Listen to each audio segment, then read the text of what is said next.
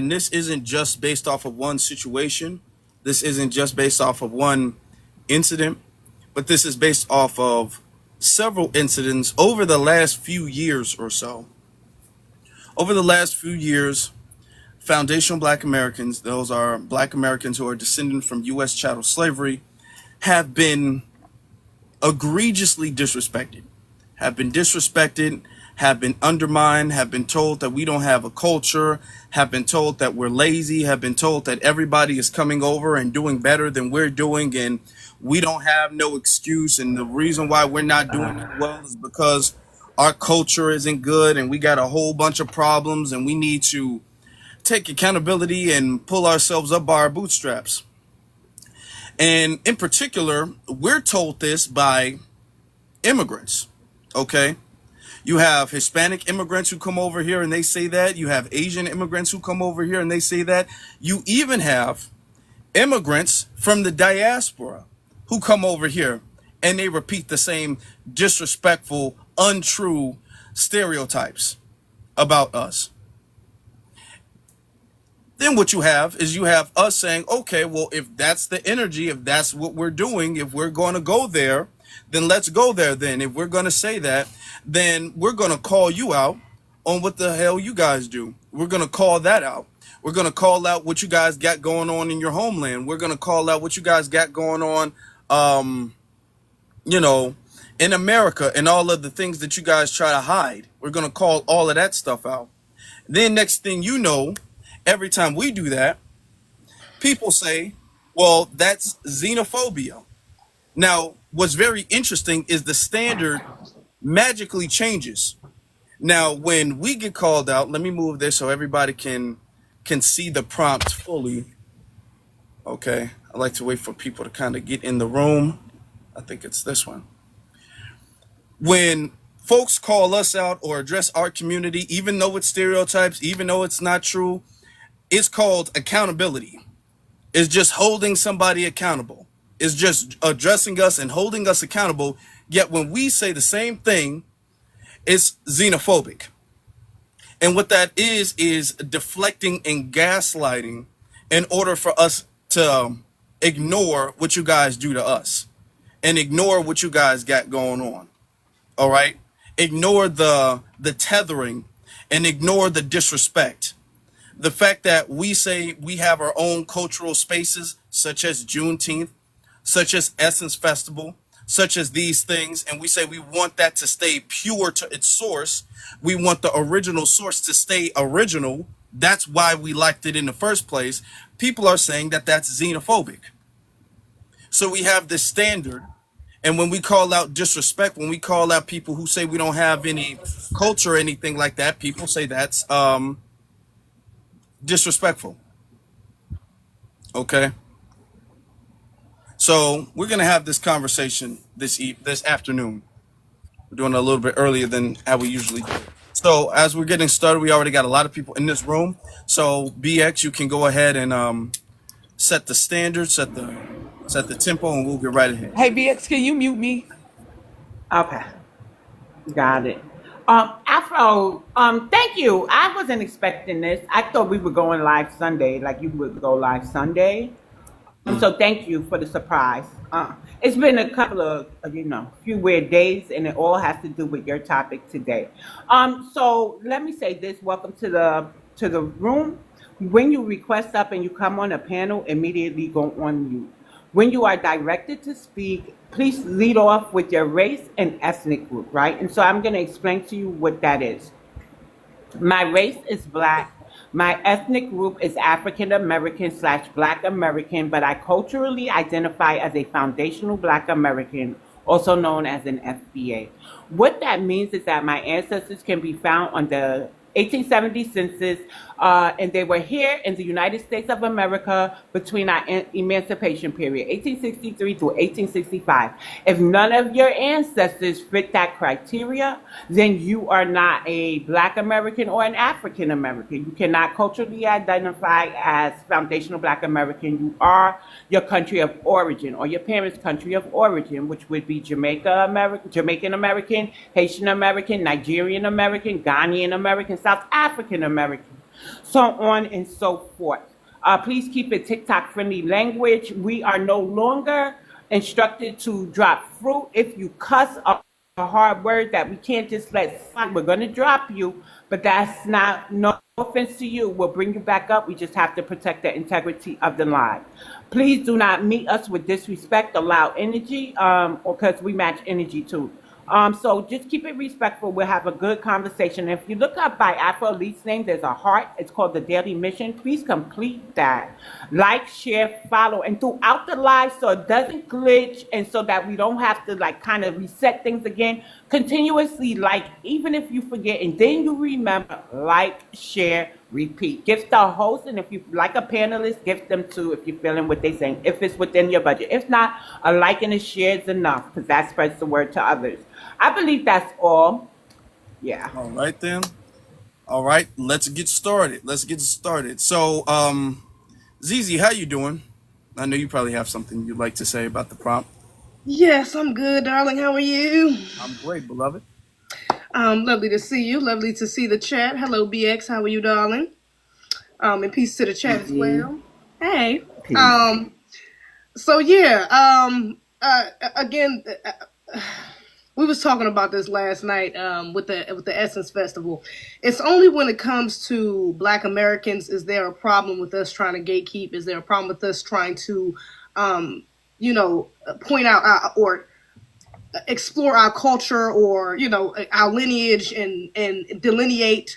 There's only a problem when it comes to Black Americans doing that. When you go to Haitian spaces, Jamaican spaces, whatever other group, I'm sorry, I can't see myself, whatever other group, Okay, yeah, let me switch it. Keep talking, I got it. Okay. Whatever other group, there's never an issue with them, keeping their spaces. There we go. Keeping their spaces just for them, and as far as Black Americans specifically, we are very respectful when we go to other people's spaces. We don't have a takeover mentality.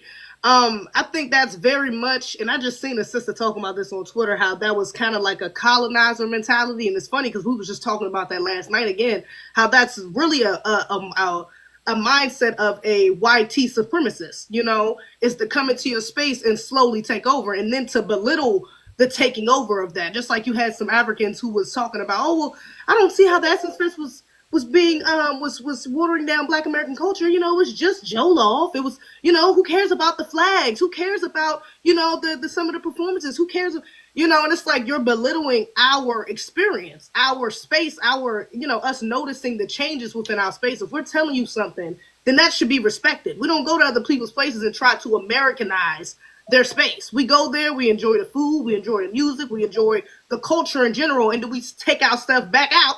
We take ourselves back out if we want to go to our own spaces. If we want to listen to jazz or rock or hip hop, we go to our own spaces for that. We don't expect that from other people. So it's very much a high level of disrespect within that. It's very much a high level of anti-Blackness within that. And it's ridiculous. It's something that other people don't have to ask for, but we have to beg. They want us to beg for it. When it comes to our own spaces, and it's absolutely outrageous, especially the people that come over here to America, to our land, and do that. So yeah, it's a problem.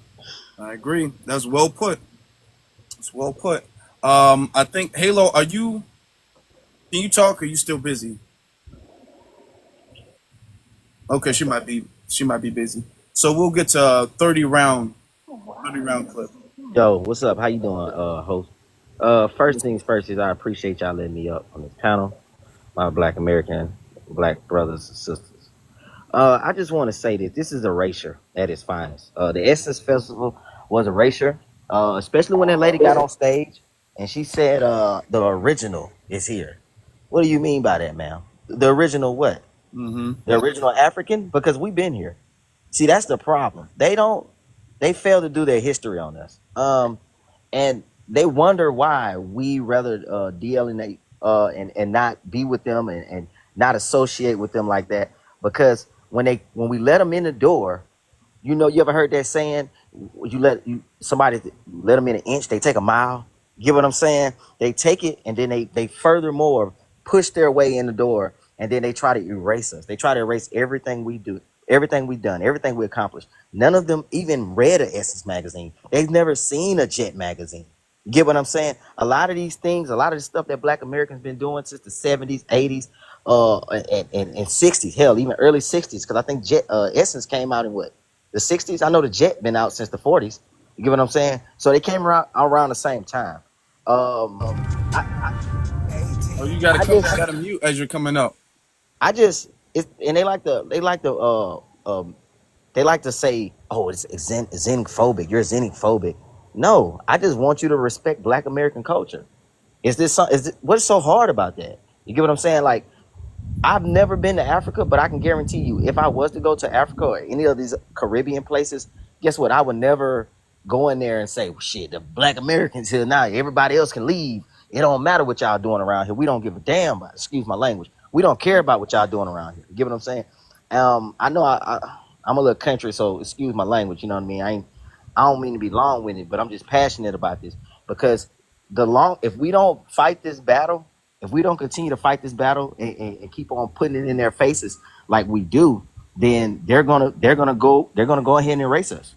Get what I'm saying? Even though we have the numbers, true enough, we definitely have the numbers here in America.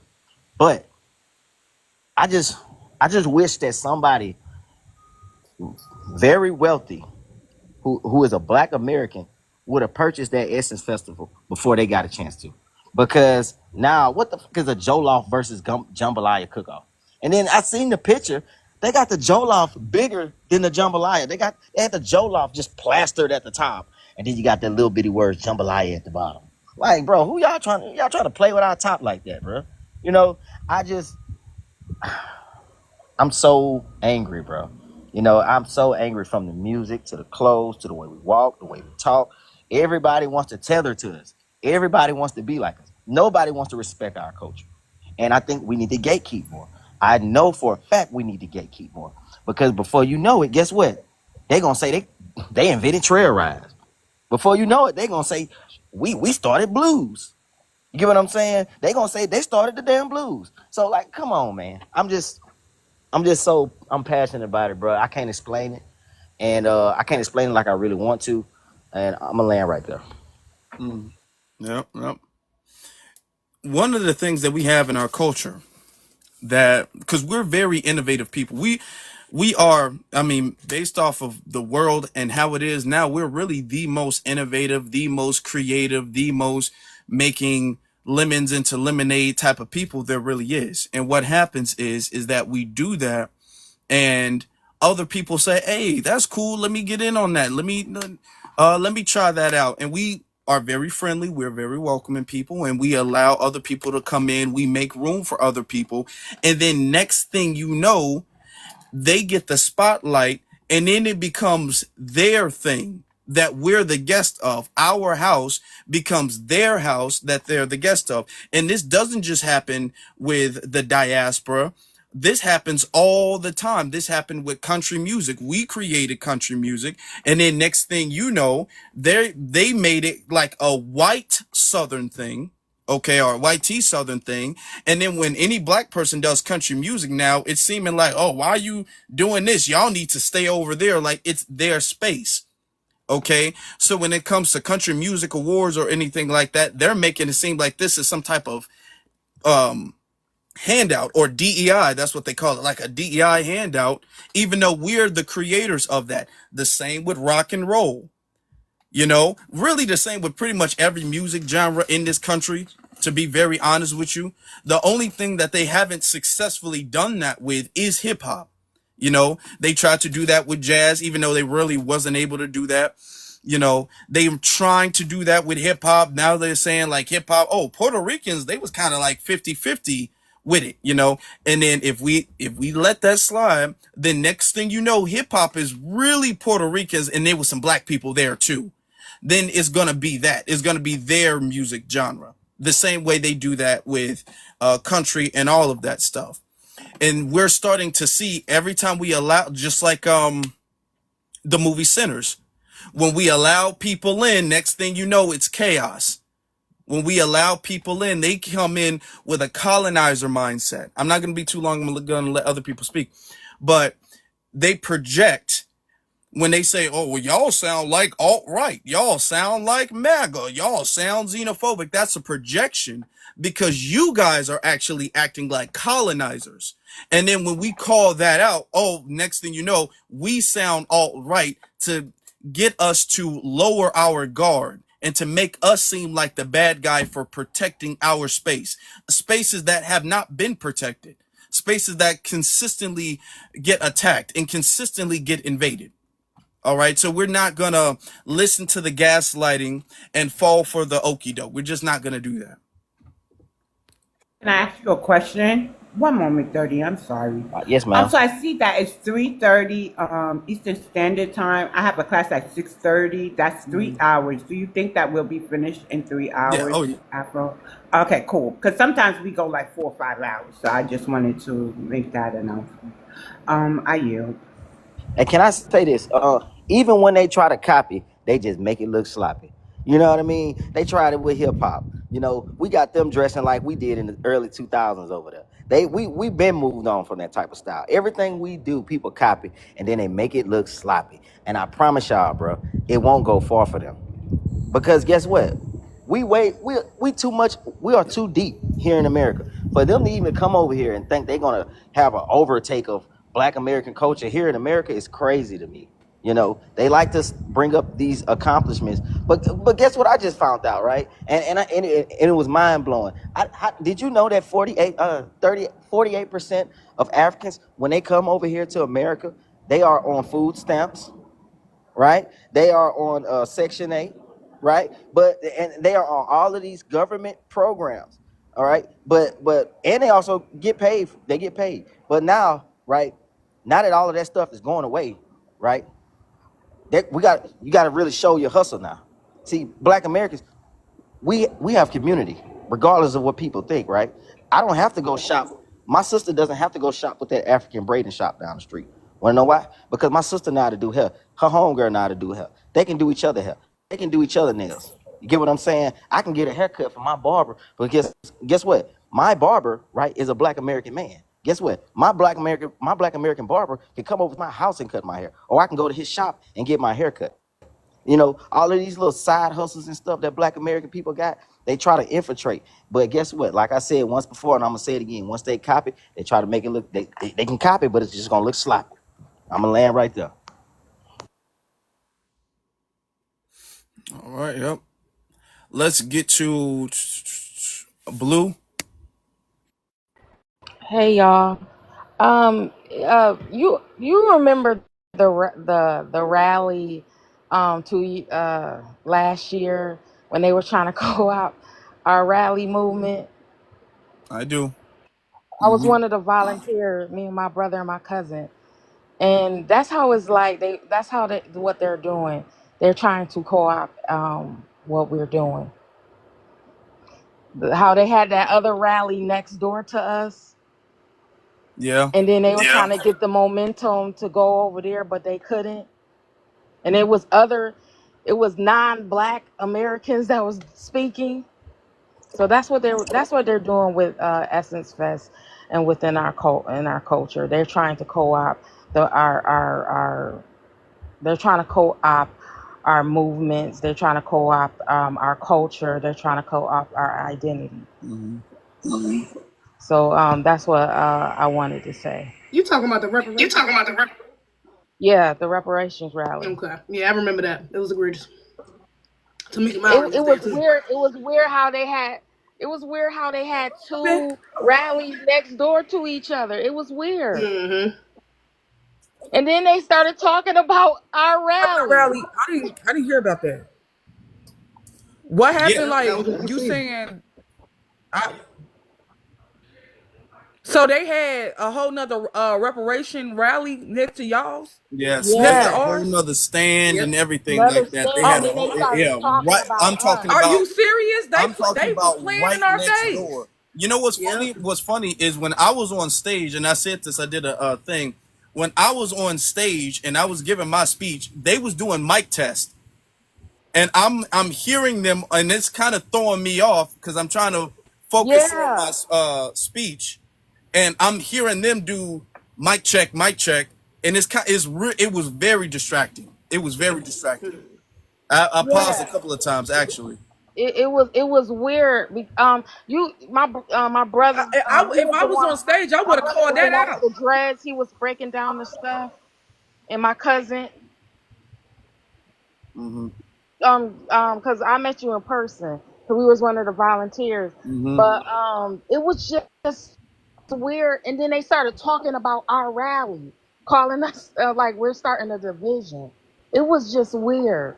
And then they had like non-black people like they're white tea talking about reparations. Like, why is they in the conversation? It was just weird. You That's talk what Oh, it they had so a came down so couple you to. talking chills about over there you too. talking Oh, about the that's just straight ethnic up jealousy. you talking about the They had ethnic me and Reza pulled up over there after the rally was over, and Tamika Mowry was over there looking real suspect. She had just got off stage from speaking, and we was like, "Yeah, wow, you over here? Why you not? Why you not over at the reparations? Oh no, I didn't know anything about it. I was da da da. It's so good to see it. The real, she was rushing off. Actually rushing off, and she said he had to catch a flight or something like that. But yeah, she was real suspect. It was just weird that she was over there. I hadn't even heard of that rally at all. It was on the same day. It was literally at, like, I think maybe it started like an hour or two after the rally, because it was still going on after the rally, the reparations rally we was at had you ended. talking You about Tariq Nasheed Which is very slick, sly, you undermining talking about Yeah. behavior, Tariq Nasheed reparation. against what we had going on.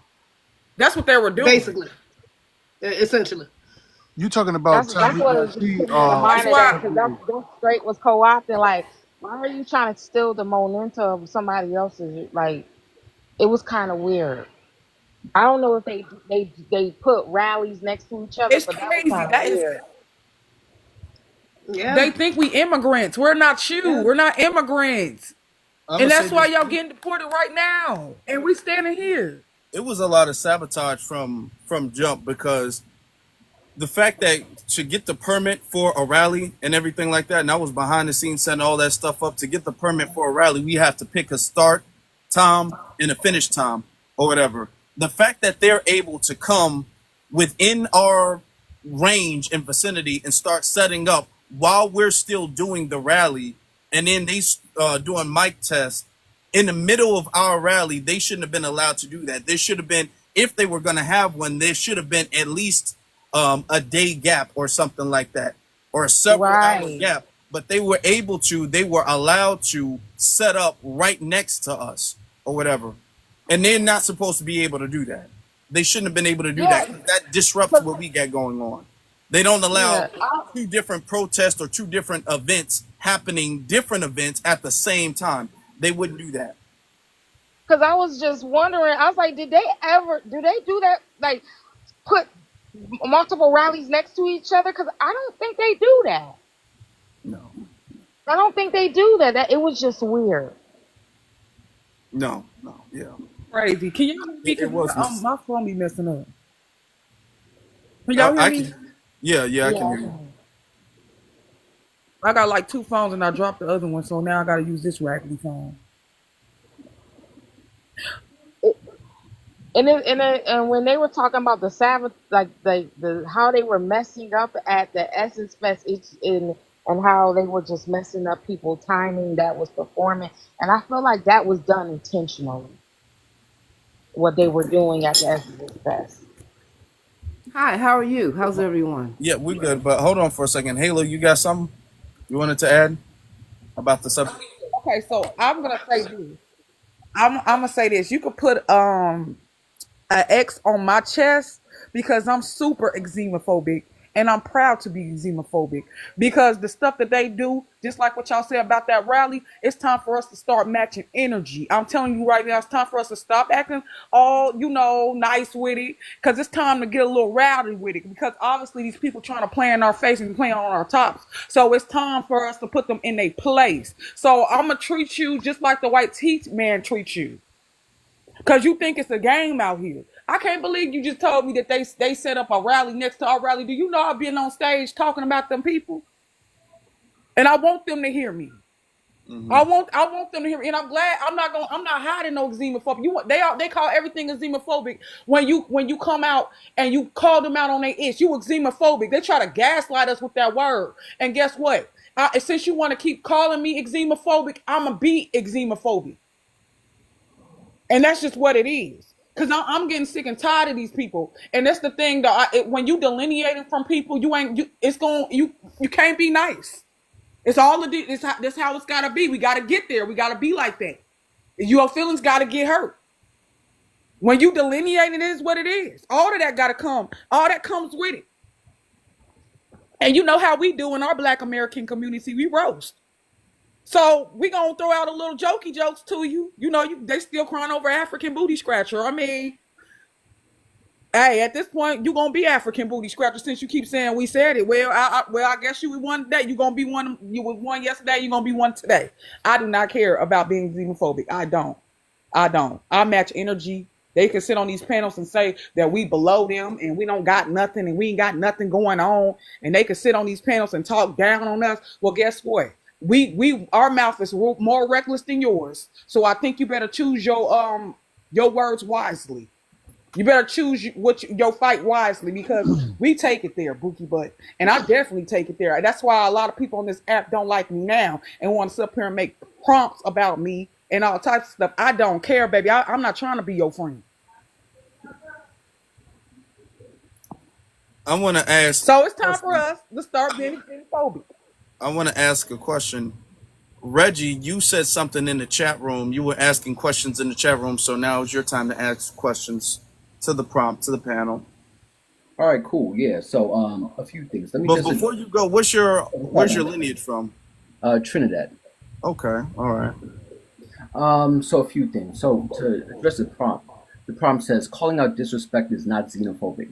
And you're right. But at the same time, we can't deny that we can create areas and spaces where, while we are calling out disrespect, or while someone is calling out disrespect, xenophobia doesn't exist. Yesterday on the panel, there was a dude who said that Africans carry diseases and insects. I would think that's pretty xenophobic, no? Not true. Not really. Okay, hold on. That's insane. That's insane. Hold on. Now that might have been said yesterday. It was a lot said. It was like the day before yesterday or something like that. Yeah, I think so. Yeah. I don't recall him saying that, but okay, you're saying that Africans carry diseases and stuff like that is xenophobic. Yeah, in a sense that's xenophobic. And the last guy just said, he just said that Africans or whomever is sloppily imitating African Americans. I think that's xenophobic. That's me personally. But we can move on to my question. My question was simply this. Did anybody on the panel go to Essence Fest? I didn't go to Essence Fest, and I'm glad I didn't. I think everybody up here is glad they didn't go to Essence Fest. Why are you asking that? What does that mean? So the question is, why didn't you go to Essence Fest? Not interested. Had other things to do. All right. And other people on the panel? There goes no village. Okay, nobody went to Essence Fest. I'd rather not go to a third world village. Yeah. Okay. That's nobody went to Essence Fest. So what is the point of asking that question? Wait, so, I have a comment. Hold on, Reggie. I'm well aware that the owners are not Black Americans, and I'm well aware that they had problematic Essence Fest before, and I'm well aware of what they did to the local vendor offices, businesses there. So why would I go this year around if I already knew that, right? I get to decide where I'm going to spend my money. So some of us are well aware that the lady or the owners now are not, they don't produce the stuff that we want to see. Right. That's how that also ask the question. Hold on. Yeah. I want let's let Reggie get to the point, because he's asking multiple questions. I really want to get to the point of him asking this. All right, cool. Yeah, thanks. Did you go to Essence Fest? Did you? I did not go to Essence Fest. I have family members who did. Okay, cool. But so the point is this: if you before did not know about a Jollof basketball competition or whatever, Jollof versus Jambalaya basketball competition, because that's what it was, right? If you did not know about that, if you did not even know that the owners of Essence Fest were of African descent, if you did not know that the president, the CEO of Essence Fest was African herself, then you could not say, unlike BX, because BX explained why she didn't go, but you could not say, hey, I did not go to Essence Fest because there was an overrepresentation of Africans there, because you did not know that beforehand. You just chose not to go to Essence Fest. Hello, what's up? Miss India, what's up? Hold on. Okay, because we didn't know that. You hold on. So you're saying because we didn't know it was going to be this bad this year, defeats the point that it was this bad this year? Is that what you're trying to say? No, my point is you can't say, hey, Essence Fest failed because of an overrepresentation of African influence because you did not know about it beforehand. That's like for me. So that's like if I went to a basketball game, right? And they played four corners basketball from back in the day where people just stay at the four corners and pass the ball around, right? And I did not go to that basketball game, right? I was like, oh, you know what? I'm just not going to go. I don't got the time. I don't got this, that, the other. And it turns out at that basketball game, the teams were just playing four corners, standing around. I can then go, hey, you know what? I didn't go to that basketball game because four corners was being played because these two teams decided not really to play. Why? Because I did not know that beforehand. I wasn't going to go to that basketball game to begin with. You can tell me if I'm wrong or not. Okay. I think I'm right here. But all right, here's the thing. Here's the thing with that. You're talking to a handful of people who didn't go to Essence Festival. We've made lives and we talked to people who've been to Essence Festival, not this year, but several years in a row. And the word has already been out. This is not no new thing. The word has already been out that Essence Festival, after the new management, is starting to deteriorate, is starting to die down. That the the foundational Black American vendors are being pushed to the back and having the African and Caribbean vendors be up front and center. So this is not no new thing that we're unaware of. Okay. Essence has already made a public announcement that they're going to be centering Africa. They did that last year. All right. So just because we didn't go doesn't mean that we don't know what they've been doing. The CEO of Essence has done several interviews speaking on the new agenda and how she's going to change Essence. So it's not like this is something we were unaware of. We've seen the change in Essence throughout the years. And what we're talking about right here is not just Essence, but we're talking about a common issue because it doesn't matter if it's Essence. It doesn't matter if it's hip hop. It doesn't matter if it's Juneteenth. It doesn't matter when it's our stuff. We have a bunch of immigrants coming over and they're trying to say, well, we're especially the black ones, well, we're all black, so we should all be able to equally share and partake in whatever this is. And then next thing you know, they want to center themselves in their culture and undermine and belittle our culture in that. All right. So we're talking about a common. Hold on. We're talking about an issue. Sir, hold on. We're talking about an issue that we've seen throughout the years. If this was this one thing, you might be able to. You actually kind of, the point is a little mute, but you might be able to make a point if this wasn't backed up with multiple incidents over the course of years. So I agree with you that African American culture should be centered. Okay, and I say it as a Trinity American, right? However, I believe last year wasn't it the most attended Essence Festival ever? If it was the most attended Essence Festival ever, right, last year, then how is it you have so much criticism of it this year? So my thing is this, and I do understand it's like, hey, well, there are African vendors and people are centering themselves. Yes, of course. But my point originally still stands. I'm not hearing all of this stuff about Africans and Caribbean centering themselves before this year. You said you spoke to other people about it, which means I actually think that you didn't know that before speaking to those other people. You didn't go to Hold on. I gotta stop you. I gotta stop you. Hold on. Yeah, go ahead, BS. Okay, thank you. Please land. Please land. I need you to land because this is a perfect example, Afro, of how they could be in America, claim to be Black American, claim to be of the culture, and still don't know how we operate.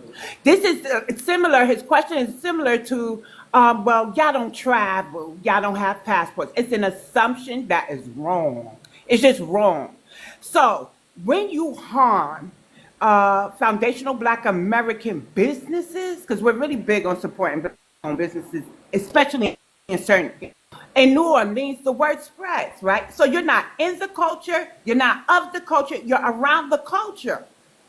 So we knew to be on board, and there's enough people in New Orleans to make an impact that the sales was low. Because not everybody is going to travel to New Orleans. They may not have the funds, but we always know what's going on down there. We always know, and that's what y'all fail to realize, and that's why y'all not like us. Exactly why. Did you understand what I meant by that, Afro? Yeah. Like they're on the Words are outside response. looking in, trying to tell us about us, but they don't really know how we work. So, Y'all don't. Or that question when it even came out your mouth. so BX, at the same, so let me just quickly respond. So at the same time, you just brought up funds, okay? 300,000 Black women were fired from their jobs over the past 6 months since you left. Does this still have to do with us, Invest, or are you pivoting somewhere let's else, connect to that. Reggie? And let's the most Okay. attended, I just Let's looked make it up, sure. the most attended Thank Essence you. Festival was 2014 not last year at all. Not I last don't know year, why you said that. 2014, my Not bad. anywhere close. Listen, Okay, cool. BX, let me just quickly respond to what you're saying, right? So, first things first, I do have to acknowledge that the CEO that everybody is giving props to, she was Caribbean American like myself, and she did center African American at the Essence Fest and in Essence Magazine. So shout out to her, right? But what you just said is you talked about funds. Let's connect the dots a little bit. So 300,000 African American FBA women lost their jobs this year. You also have the Beyonce concert that just hit DC, right? It hurts the pocketbook to then all of a sudden say to those people, well, you should be coming to Essence Fest, right? They can't, they don't have the funds. And then they have to choose of where they go. I just said they got fired. Did you hear what I said? 300 FBA women. How do you got know they fired. FBA I women? ain't lying. So, Right, It's true. right. How Hold do you know on, they're Reggie. We FBA gotta women stop. who got Wait, fired? Reggie, true. stay hold right on. there. I need to hold in on this. Hold on. Okay, If you let me go. didn't know, we had a live. Hold on, because when you say African American, that isn't exclusive to us, as we're finding out. Because Africans who feel that they migrated here or their children were born here, that they're African American. When you look up some stats and you say, are Black immigrants included in these stats?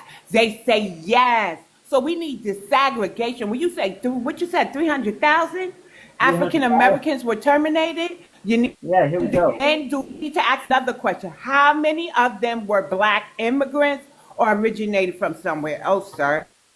Numbers aren't So disaggregated for most stats. Now, I so the percentage, off the of percentage of Blackness for us, which is fair to us. Okay, are we continuing with this? you're breaking them just a little bit, but Because it's true Like because some a lot of rules black. have I'm went. reading it. Yes, All I right, all know. right. Hold on one second. Let me just quickly read this for a second because I'm just reading. It's off of Ebony Magazine, ebony.com. April jobs reports shows Black women accounted for 106,000 firings. And you're right. You're right. I don't know what the makeup of that is, but would you agree with me that African Americans in this country are far more in the number than Black immigrants? We could agree on that, right? Can we use Wait, Black yes or no? Americans or foundational Black Americans, please? Because Yes, there's okay, a lot okay, of foundational things that Black go American. along with African Foundational Americans. Black Americans. Say that ADOS again now. foundational What's the Black question? Americans. Okay, cool. Then let me just Okay. restate the question. Could we admit right now that FBAs far outnumber African immigrants and Caribbean immigrants? Okay. Yeah. Can't say that. No, I mean, yeah, we What? do. But we Okay, are thank definitely you. the majority Thank you. here. So, Okay. if there were 106,000 firings of Black women, who do Okay. you think would make up a majority of that? It would be mostly FBA women. Thank you. And Now, those hold on. don't have the Hold on, money. though. Hold on. Yeah, let's go. Does that mean that these women are still unemployed? Because people get fired all the time and then people find another job. That doesn't mean that these people are still, if they've been fired in February, that don't mean they're still unemployed or broke now. And fired People from get what type fired of all the job? time. There's layoffs all of the time, and people find new places to work. People find new ways to make money. So That doesn't mean the argument you're trying to make is that a lot of black women couldn't afford to go to Essence. Is that the argument you're trying to make? Yeah, Yeah, there's a lot of that actually. Oh, Yeah. is that okay? crazy. So I live in the DMV, and I know that the federal government employs a lot of black women. And I know a good amount of black women who have been let go from their jobs, unfortunately. This is why voting is very important. Now, and what's interesting is we actually have somebody from the DMV. Actually, Yeah, I was about to say it's you know funny what you I'm said saying? the We have DMV. 'Cause I'm somebody up from here the too. DMV. So you wanna address that? It's a whole lot of non-black Americans in the DMV. There's hives You're right. of You're right. tethers of Africans, of Caribbeans in the DMV specifically. Well, There's many. okay, And I well, will say that the black American women up here, many of us have businesses outside of our jobs. So even if we were fired, a lot of the women in my own family have a side hustle. They got a okay, side well, business. They got more than Man, one this man job. speculating So now. it's not really the same reality as it is for other places. Let me just say that. So yeah, okay, if you're talking well, about numbers, you're Hey, talking about from the DMV, there's a high chance that a lot of them people were not black American women. okay, well, let's tether ourselves to some logic just a little bit here. Prince George's Don't tether.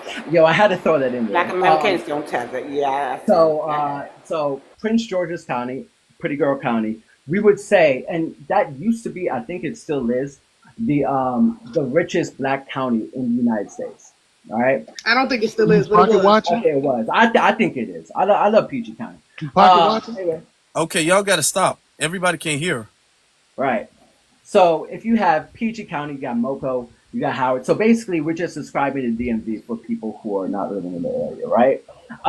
You have a state like Maryland that is very that goes all the way back to the Civil War. Yeah, before Civil War, is having black people. We're a very black state.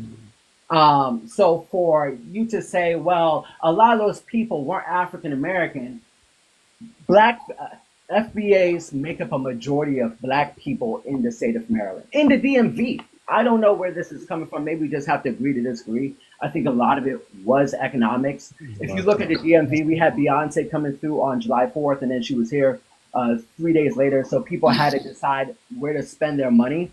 I know a lot of people that just picked Beyonce instead of going to Essence Fest. So I think a lot of it is financial. People did not know about the Jollof competition. I agree. That's fairly stupid, right? To hold at an African American event. But people didn't know about that beforehand to make a decision. You know, I'm not going to go to Essence Fest for something I don't know of. Yeah. I think You know many what? of Let our me say numbers, something. I Let me don't say trust a this. lot of Let me these say Hold on, statistics this. no, because I let think a Zizi lot go. of the Let me say numbers, something right quick. Let Zizi go. the statistics are skewed because they do use non-black Americans who identify as African American or just put black down, and those numbers are again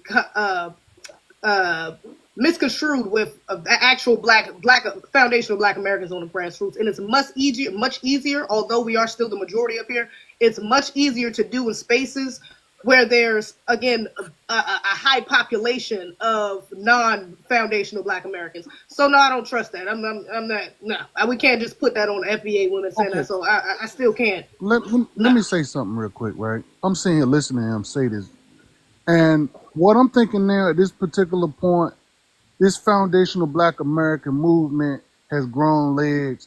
And at this point, we should make our own event that's just us. And we'll see. We'll see whether they have money to go to Beyonce concert and this. Because I know if they wanted to go, they would have did both.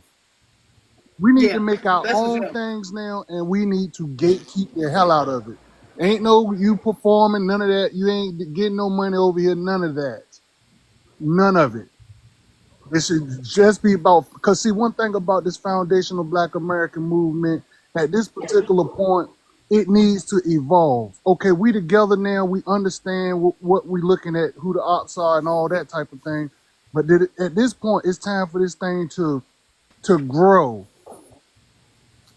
We need Well, our my thing, own. I'm gonna say this: Essence is our event. No, let them have it. They're already taking stuff Let that them doesn't have it. belong to them. So right now, Let them have it. we're in the stage of reclaiming, just like No. with hip hop, just like with country music. Right now, you're seeing a trend of us reclaiming what belongs to us. Yeah, I understand that. What I'm saying is, okay, hip hop, I understand.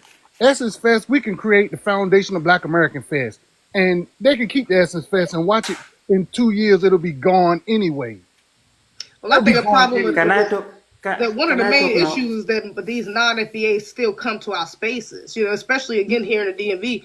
There's a lot of tethers that went to Beyonce concert that was dressed up in cowboy boots and big belt buckles and cowboy hats looking like us. There's a lot. There's these when we have our spaces, they love to dress up as us, especially when you get the first and second generation. They don't have accents. They're not as connected to their homeland's culture. They very much come into our spaces, and that is another way for them to slightly kind of We can change it up. Can I We can talk? change it up. Hold on. Let me just get to Reggie because we have other people who haven't spoken yet. So let me just address what Reggie had to say. The argument that you're making is flawed logic because not only do you have the Beyonce concert, you also have the Kendrick Lamar concert, and you have people who've been to both concerts or whatever. The argument you're making is that people couldn't afford to go to Essence, but the thing is that we're having conversations with people who've been to Essence. Okay, you got artists who are going on at 2:30 in the morning or something like that. You've had stuff in Essence that people don't like whatsoever. You had people, because Essence is a whole weekend. You had people who went one day and then didn't go back the next day. You have people who are going in and seeing, showing the fact that the Caribbean panels are up in the front and the FBA panels are all the way in the back. So the argument you're making is this is just a one-off because the economy's not good or whatever. Black women been laid off and nobody can afford to go to Essence. Essence been around for over 30 years now. We've had ups and downs in the economy. People are calling out Essence Fest this year for a reason. It's not because people can't go. It's not because, well, you had this or Beyonce. Beyonce's had other concerts and people have been to Beyonce's concerts and Essence. So this is not the first time this has ever happened. Essence is not new. You've had people who've gone to Essence their whole life, and they're saying right now it's a problem. So this is not new. You're trying to deflect to hide away from the fact that Essence is flopping right now because of a cultural issue. That's the reason. It's not a financial issue. Oh, yeah, Can I that's also say something real quick? Can I say something Can- real quick? The can I- disrespect of Essence started last year. And then there was stuff that was coming out about the owners and the discrimination against Black Americans. So it was an ongoing thing, and people was talking about it on social media. So that's why a lot of people decided not to go to this Essence Fest as well, because they didn't like the owner. So there is a lot of things that you gotta take in as well. All right, So, but we're gonna have to. can I just quickly I- respond? yeah. We're gonna have to move Yeah, on. I'm No, from we spent Africa. enough time. We get your We're gonna have to move position, on. Reggie. We get it. I'm from Africa. Yeah. But you thank can you call for me joining. You can call me booty scratcher because your great Do that, grandparents sir. were What booty is your scratchers. ethnic group? First off, your accent sounds like you're forcing it, to be honest. So I don't even believe that off rip. And if you're a troll, you're gonna be bounced. So don't do that. Don't do I'm that. not strolling. I'm from Africa. Where in Africa? I'm from West Africa. You can call me Where in booty West scratcher Africa? because Where in your West great Africa? grandparents were booty scratchers too, and they are proud of being booty scratchers. Okay, that's a fake accent. I can tell. Hey man, Okay, we're having a serious adult conversation right I now. got a question. Right, for the panel. How long are we gonna entertain these people? I mean, at this particular point, we already see how they coming. We just wasting time going back and forth with them when we could be moving forward, creating our own new shit and gatekeeping it. We're not wasting time. We're educating people, and we're telling people because there are people who don't understand the severity of this issue. You There, you think they don't understand? yeah, there are people who don't understand. There are people who are learn. There's new people every day. Please give me an example, bro, because I don't know how they don't Understand. understand. I'm gonna be honest. I don't think they understand. I live in New York City. It's very diverse, right? Okay, I'm multicultural. You understand? I'm multicultural, but I'm not multiracial. If you get what I'm saying, meaning I don't have no white blood in me. You understand me? I'm okay. multicultural though, as an Afro-Indigenous person. All So right, I'm a give me an lieutenant. example of what you're saying. I just All need an right, so example. all right. I practice Native American culture because I'm a lieutenant tribe. Okay. Mother's side, all right, and my father, grandmother, which is my great grandmother, she came from the United States Virgin Islands, right? She intermarried with a Black American, foundational from Virginia, and my grandfather married Black American, and my father married Black American. So the coconut is in there, but I didn't grow up Caribbean culture because it was just one person that came over, and that's my You father's got a side. radio playing, brother? You got something in your background going Nah, on. look, I'm in New York. I'm on the bus. I'm like 2 stops away. I'm gonna mute myself, and then when I get to a quiet space, I'm gonna come back. But I'm gonna stay on. I'm gonna mute myself. Astro. Okay. Yeah, we Can be you on the give me an bus, we example, be on the bro? train, we Host, be everywhere talking. can you give me an Can I example give of you an these people example, not though? I can I'll give give you you an an understanding? example of. example. Please I'll do. give you an example, sir. Okay, there are a lot of Pan Africans mulling about, and what they're doing today. You breaking up. You breaking up. You Those breaking up. You specifically breaking who are up. speaking I couldn't against. hear what you said. I couldn't hear what you Okay, said. You can broke you up. hear me now? Can you Yeah, I can hear hear me you now? now. Okay, no problem. So there are a lot of Pan Africans, and you can actually look at our reparations meeting to see that they don't understand that we are different, that we have our own core beliefs. But when we speak on certain things that are supposed to be just for us, they label us divisive, they label us hateful, and what I want to tell you is that whether they're being willfully ignorant or honestly, they don't know. One thing I do know is the truth sounds like hate to those who will no longer benefit. So we have two things working against us. Those who honestly don't know, so they feel we are hateful, and the Pan Africans who just hate America so much they can't understand what it means to stand on lineage business. So the other day I was on a post and I seen a lady from New Orleans talking about the Essence Festival, and that is ours, and that Black Americans are tired of them overstepping their place. I read a comment that said she's talking in white tea supremacy. Okay. Get I it? don't get it. So when we But let when me we say this. yes, you don't. Did I get anybody it. else get it? Anybody else get Y'all it? get Yes, it. sir. Thank you. May I ask your race and ethnicity? Did you say that you were foundational? What is your Who, race and me? ethnicity, I'm King a Black Leo? American. My Yeah, people from you. Virginia and coming out of Thank North you. Carolina. Okay. Core Pete, Sunbury. Okay. Cool. Are your are your people the of the emancipated people and can be found on the Yeah. 1870 census? Okay. All right. So So I just so want to here say this. what I was saying was There are new people hold to up. So reach what I every was saying day. was There do are new you people to think reach every day. Akata is a term used they understand universally on the motherland that Akata is a disrespectful term used toward black people? Of course, they Okay. understand Heard it. that So term a day in my life. To be honest with you. okay, yeah, you might not, but they use it. And if you can go watch the movie Sugar Hill with Wesley Snipes, and they called him a Akata in there before he thrashed them. But either way, what I'm saying is, Right. what when I watch, I don't know if y'all guys are familiar with Tariq Nasheed. I'm pretty sure y'all are. But Mm-hmm. right Trust when me, we are. right when the Just enter the room. right when the election was going to take place, right, and Tyreek was talking about reparations, this immigrant Paul and was like, well, if y'all get reparations, who gonna be at the bottom? Who gonna be at the bottom? And he kept saying that. And that's the whole point why they fighting against it, because we supposed to be at the bottom and catapult everybody else up. See that Essence Fest, that's not only like a takeover. I think they using that and they thought they was gonna get money out of it to help further their cause off our backs. But what happened is we pulling out of it. And at this particular point, I think we need to create new things because we're not in bondage. We can create new things and we can put all the locks and mechanisms on it that we want. That's my whole point, because we just going back and forth with people that I swear they understand what they doing. They just playing dumb. They not stupid. Mm-hmm. And the thing is For that that. But the thing Afro, is, I'm going to tell you something. Come on with it. It takes about Essence Fest and how they Breaking thought up. they were going to get money. Do you know that? Can you hear me, Afro? I can, Can you yeah. hear me?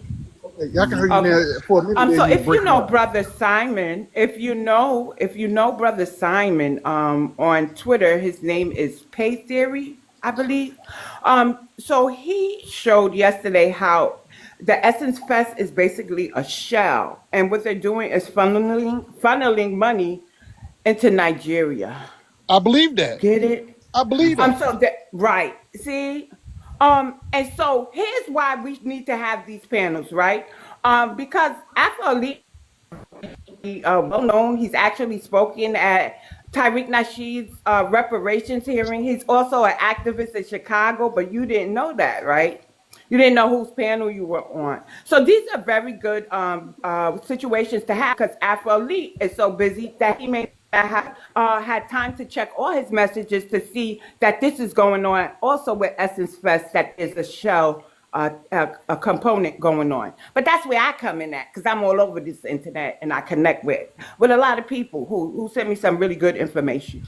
So this space still serves a purpose, sir. That's all I'm trying to say. You No, It still serves a I'm purpose. not. I'm not saying it don't serve a purpose.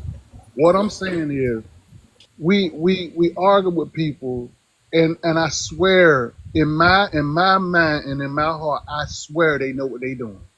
You know, I seen where Jamaica is now. They're trying to move for reparations, right? And I said, how would we look to go to Jamaica and say, no, we don't need reparations? You know what I'm saying? But they will come here and do that. Talking about okay? Ghana versus Jamaica. Here's the thing. Here's the thing. We know they know what they're doing. We're not confused that they don't know. Okay, they know exactly what they're doing. They're gaslighting and they project and they use a whole bunch of bad faith arguments. We already know that. We do this all the time. This isn't to change their minds. We're doing this for the audience, for people who might not be as informed as we are, who might be kind of on the fence, who might be listening to them and hearing what they're saying and thinking that we're being xenophobic or we're being alt-right. So this is for the audience to be educated and learn from. So we can, and that is the empowerment as well too. We can build our stuff and we can have conversations about why that's important at the same time. And we got to do that at the same time. Because if we say, you know what, we're not going to say anything, then the only voices that are going to be heard are their voices. And what they're saying is that us not allowing them to really erase our culture is xenophobic. And if we allow that to be the only voice that is heard, the only argument that is heard, then they will be able to sway the majority. That's why they can't be the only voice that is heard.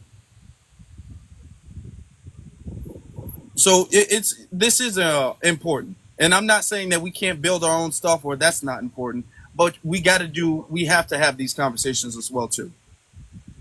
I also want to say this conversation is needed because some of our people in our lineage are not woke yet. They're not there yet.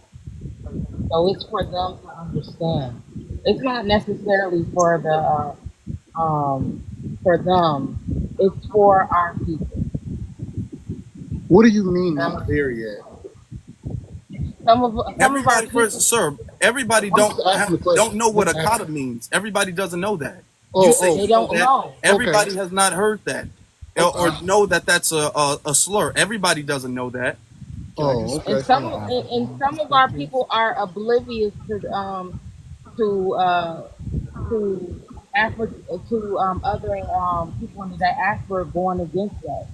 I just want to say So something. they don't have a clue. So it's important when you have new people coming in this life and having this conversation because we're waking them up.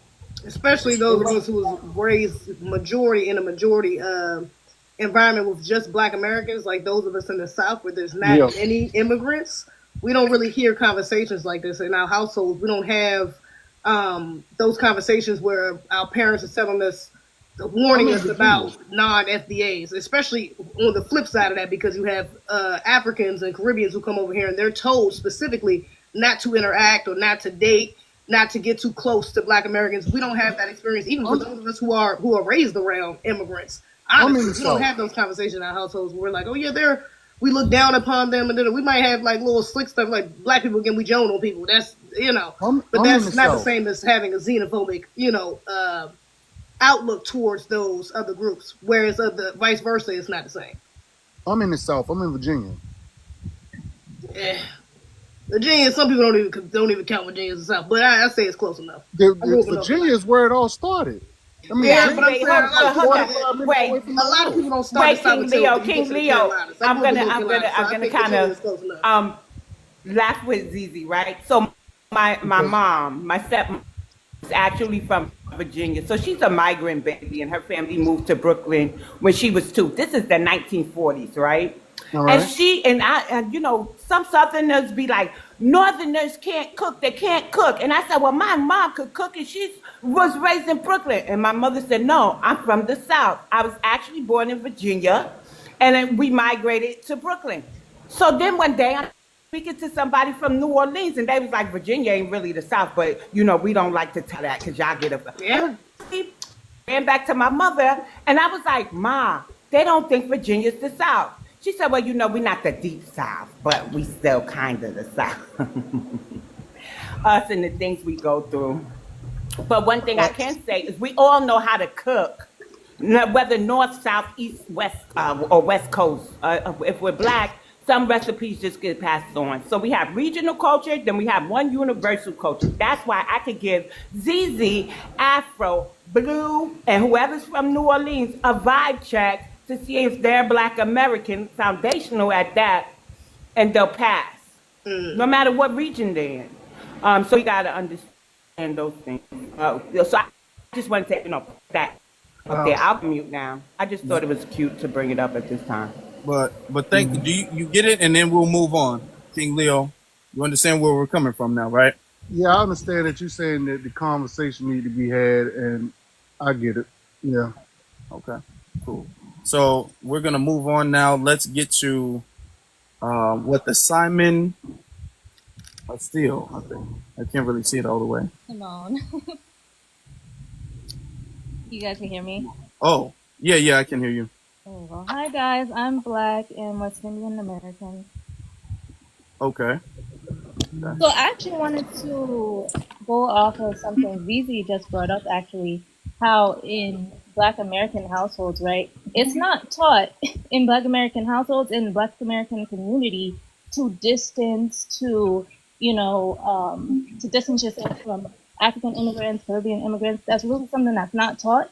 And we're beyond the point of whether or not this is a debate, right? There's too much evidence that shows African parents, African people, Caribbean people have explicitly told their children, right, don't dress this way so you don't look like African American. Don't, do your hair this way. Like, do things that make yourself set apart from being observed as African American, right? And then it could also go down to who you're dating or who you marry, right? And while that's a topic all in its own, how do you preserve ethnicity, right? So that's just another thing to say, like, there are things done in other Black communities that they are intentionally outlining their lineage, their background, their identity, right? But then on the flip side, when Black Americans do it, now all of a sudden it's a problem. Now all of a sudden they want to throw words like divisive and division, all while they get to do the same thing with no objection or criticism, right? But this word divisive is only used when Black Americans are in the conversation. And really, to me, what that shows is like, to me, the context is constantly being used in. It sounds like I just don't want to be held accountable for the things I know aren't right, but I want to still be able to do it to you. Yeah, I'm kind of curious. I'm glad you said that too, though. But you said you were West Indian and Black. I'm assuming Black American. No. My race is Black. I'm just Black, and my ethnicity is West Indian American. I say that just because my parents are from 2 different islands, so it's just easy to say West Indian American. Okay. Have you seen that within your own? Have you heard that? Heard some of those sentiments within your family? Of course, of course. It's not as uncommon as they try to make it seem when these conversations come up, right? It's not as uncommon. Actually, even better example would be, let's say immigrants who come here when they're children, right? Not necessarily first gens, but they come here when they're children or younger, whatever, right? They come here, they get Americanized, quote unquote, right? But obviously we all know that means Black Americanized, because if you're Black, you're not coming into the country trying to wear khakis and Sperry's and polos, like, be for real. Right. So anyway, so they get Black Americanized, they go back home, and then they're ostracized by their own people, right? So these places, the Caribbean especially, I could speak for, these places already have this disposition towards I'm sorry to cut you off real quick. towards When you say American Black No, we're not culture. gonna do. Americanized, I just want to Okay, say something real. hold on. She's in the middle. You gonna? What was I saying? Oh, these places already have a predisposition towards Black Americans, right? Before they even come here. So we're talking about before you've ever met a Black American, before you talk to a Black American, before you ever met a Black American, they already have these predisposed ideas and sentiments towards Black Americans, right? And so even in a sense, because Black American culture is what it is, they're also digesting Black American entertainment. So in a way, they come over to the country. It's getting a little parasocial from where I could see, right? Because it's like you think you have this relationship with a group of people, but in actuality, you've never actually been among these people. You've just been digesting Black American entertainment. So anyway, they already have this predisposition about Black Americans before they even come into the country. And so then they come, and even when it's their own people, say first gen, say younger kids that get quote unquote Americanized, they go back to their own home and they will ostracize them. They will make that delineation. Oh, you're acting different. You're talking different. You're talking like a Black American, doing this, that, and the third. Do you think that adds to some of these non-Black Americans, non-foundational Black Americans wanting to tether themselves to Black America, i.e. some of them identifying as African American or just saying Black and then Black American trying to cosplay? I think historically, the first gen of any, let's say, displaced, for lack of a better word, the first gen has always had it tough with identity crises. I'm not saying that's what they're that makes what they're doing good or okay, but there is a why behind a lot of the things. And so when you're a first gen, you have an identity crisis, especially within the context of American society. You know, if it was up to me, I think we just need to start saying when people have mental issues. But because I also know their stories, I can't say definitively that it's like, okay, they're doing this because they don't know who they are, or they're doing this because of whatever, this, that, and the third. But from what I know, it has never been difficult. It has never been difficult to be able to differentiate yourself, knowing your parents are from the Caribbean or Africa or wherever. It has never been difficult to differentiate African American. I don't know where this came from. I don't know what's going on in their head. Okay, and then I was listening to the live with the lady on the forum. First of all, how you gonna check? You're going through a naturalization process. How you gonna check African American? You're not even a citizen yet. How you gonna check American? You're not even a citizen. So anyway, that wouldn't even be on the form. It says Black as race or African, whatever. Moving on, right? So anyway, how you gonna claim a ethnic group and a name that has always meant this group of people, and you know that term does not even come from your own community? So how you now figure this mean you? I'm just as confused as y'all on that one. That's all right. Ever give the two islands that your parents come from? Grenada, Barbados. Thank you. I think it's refreshing to hear her voice in this space at this time, Right. and I think it's also appropriate to tell us what islands you come from. Some Bajans because we're seeing a certain group of islanders into the chat. So we'll have Jamaicans, we'll have Haitians, and you see Reggie, he's our resident Trinidadian that's always on this panel, in the chat. So I like I like to hear where you come from, just so I could not put such a blanket generalization over all the islands, because I do think that some people get it, and obviously you are displaying that you're conveying that you understand part of the problem. So I land there. Like that. I I'm definitely not. respect that. I like your honesty. That's a blessing. I'm not sure if anyone can hear me out there, but Not yet, because it's not your turn. Hold on. Um, I'm gonna say this. I appreciate what you had to say. I appreciate what you had to say.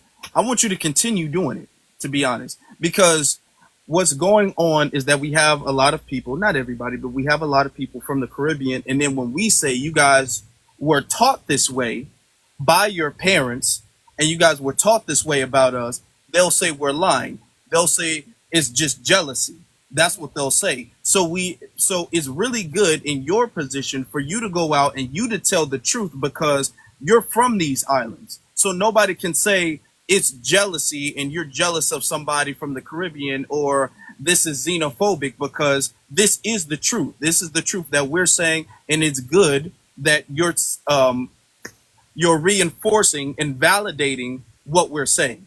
So what I want you to do is I want you to continue doing this. You know what I'm saying? Because we'll have Reggie up here and he'll try to belittle what we're saying and he'll try to make it seem like we're reaching and we don't have a point of what we're saying when it comes to just the division in general. Because this isn't our only conversation. So keep doing what you're doing. Yeah, I was listening to him, and I feel like a lot of people kind of join into that train of thought.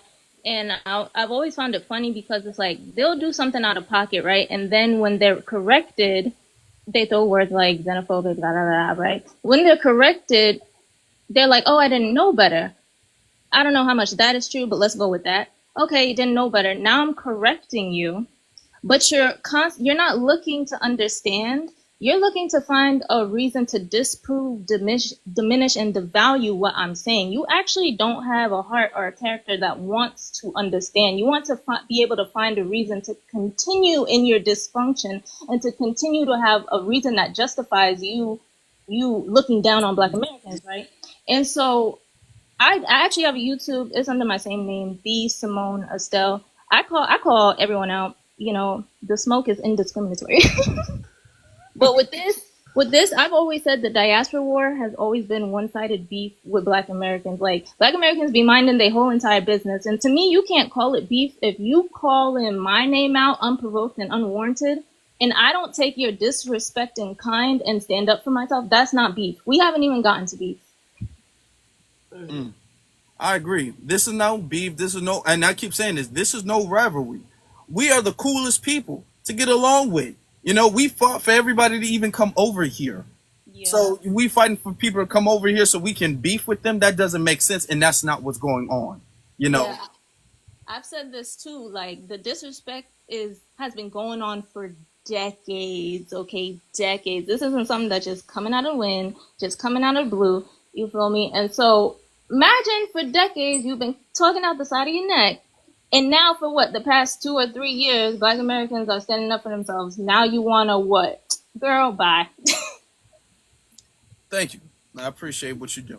Thank Your you, honesty. I appreciate your honesty. Is it possible?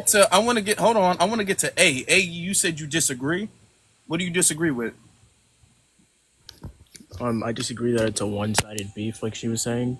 Okay, but now before you go ahead with that, can you state your race and ethnicity real quick?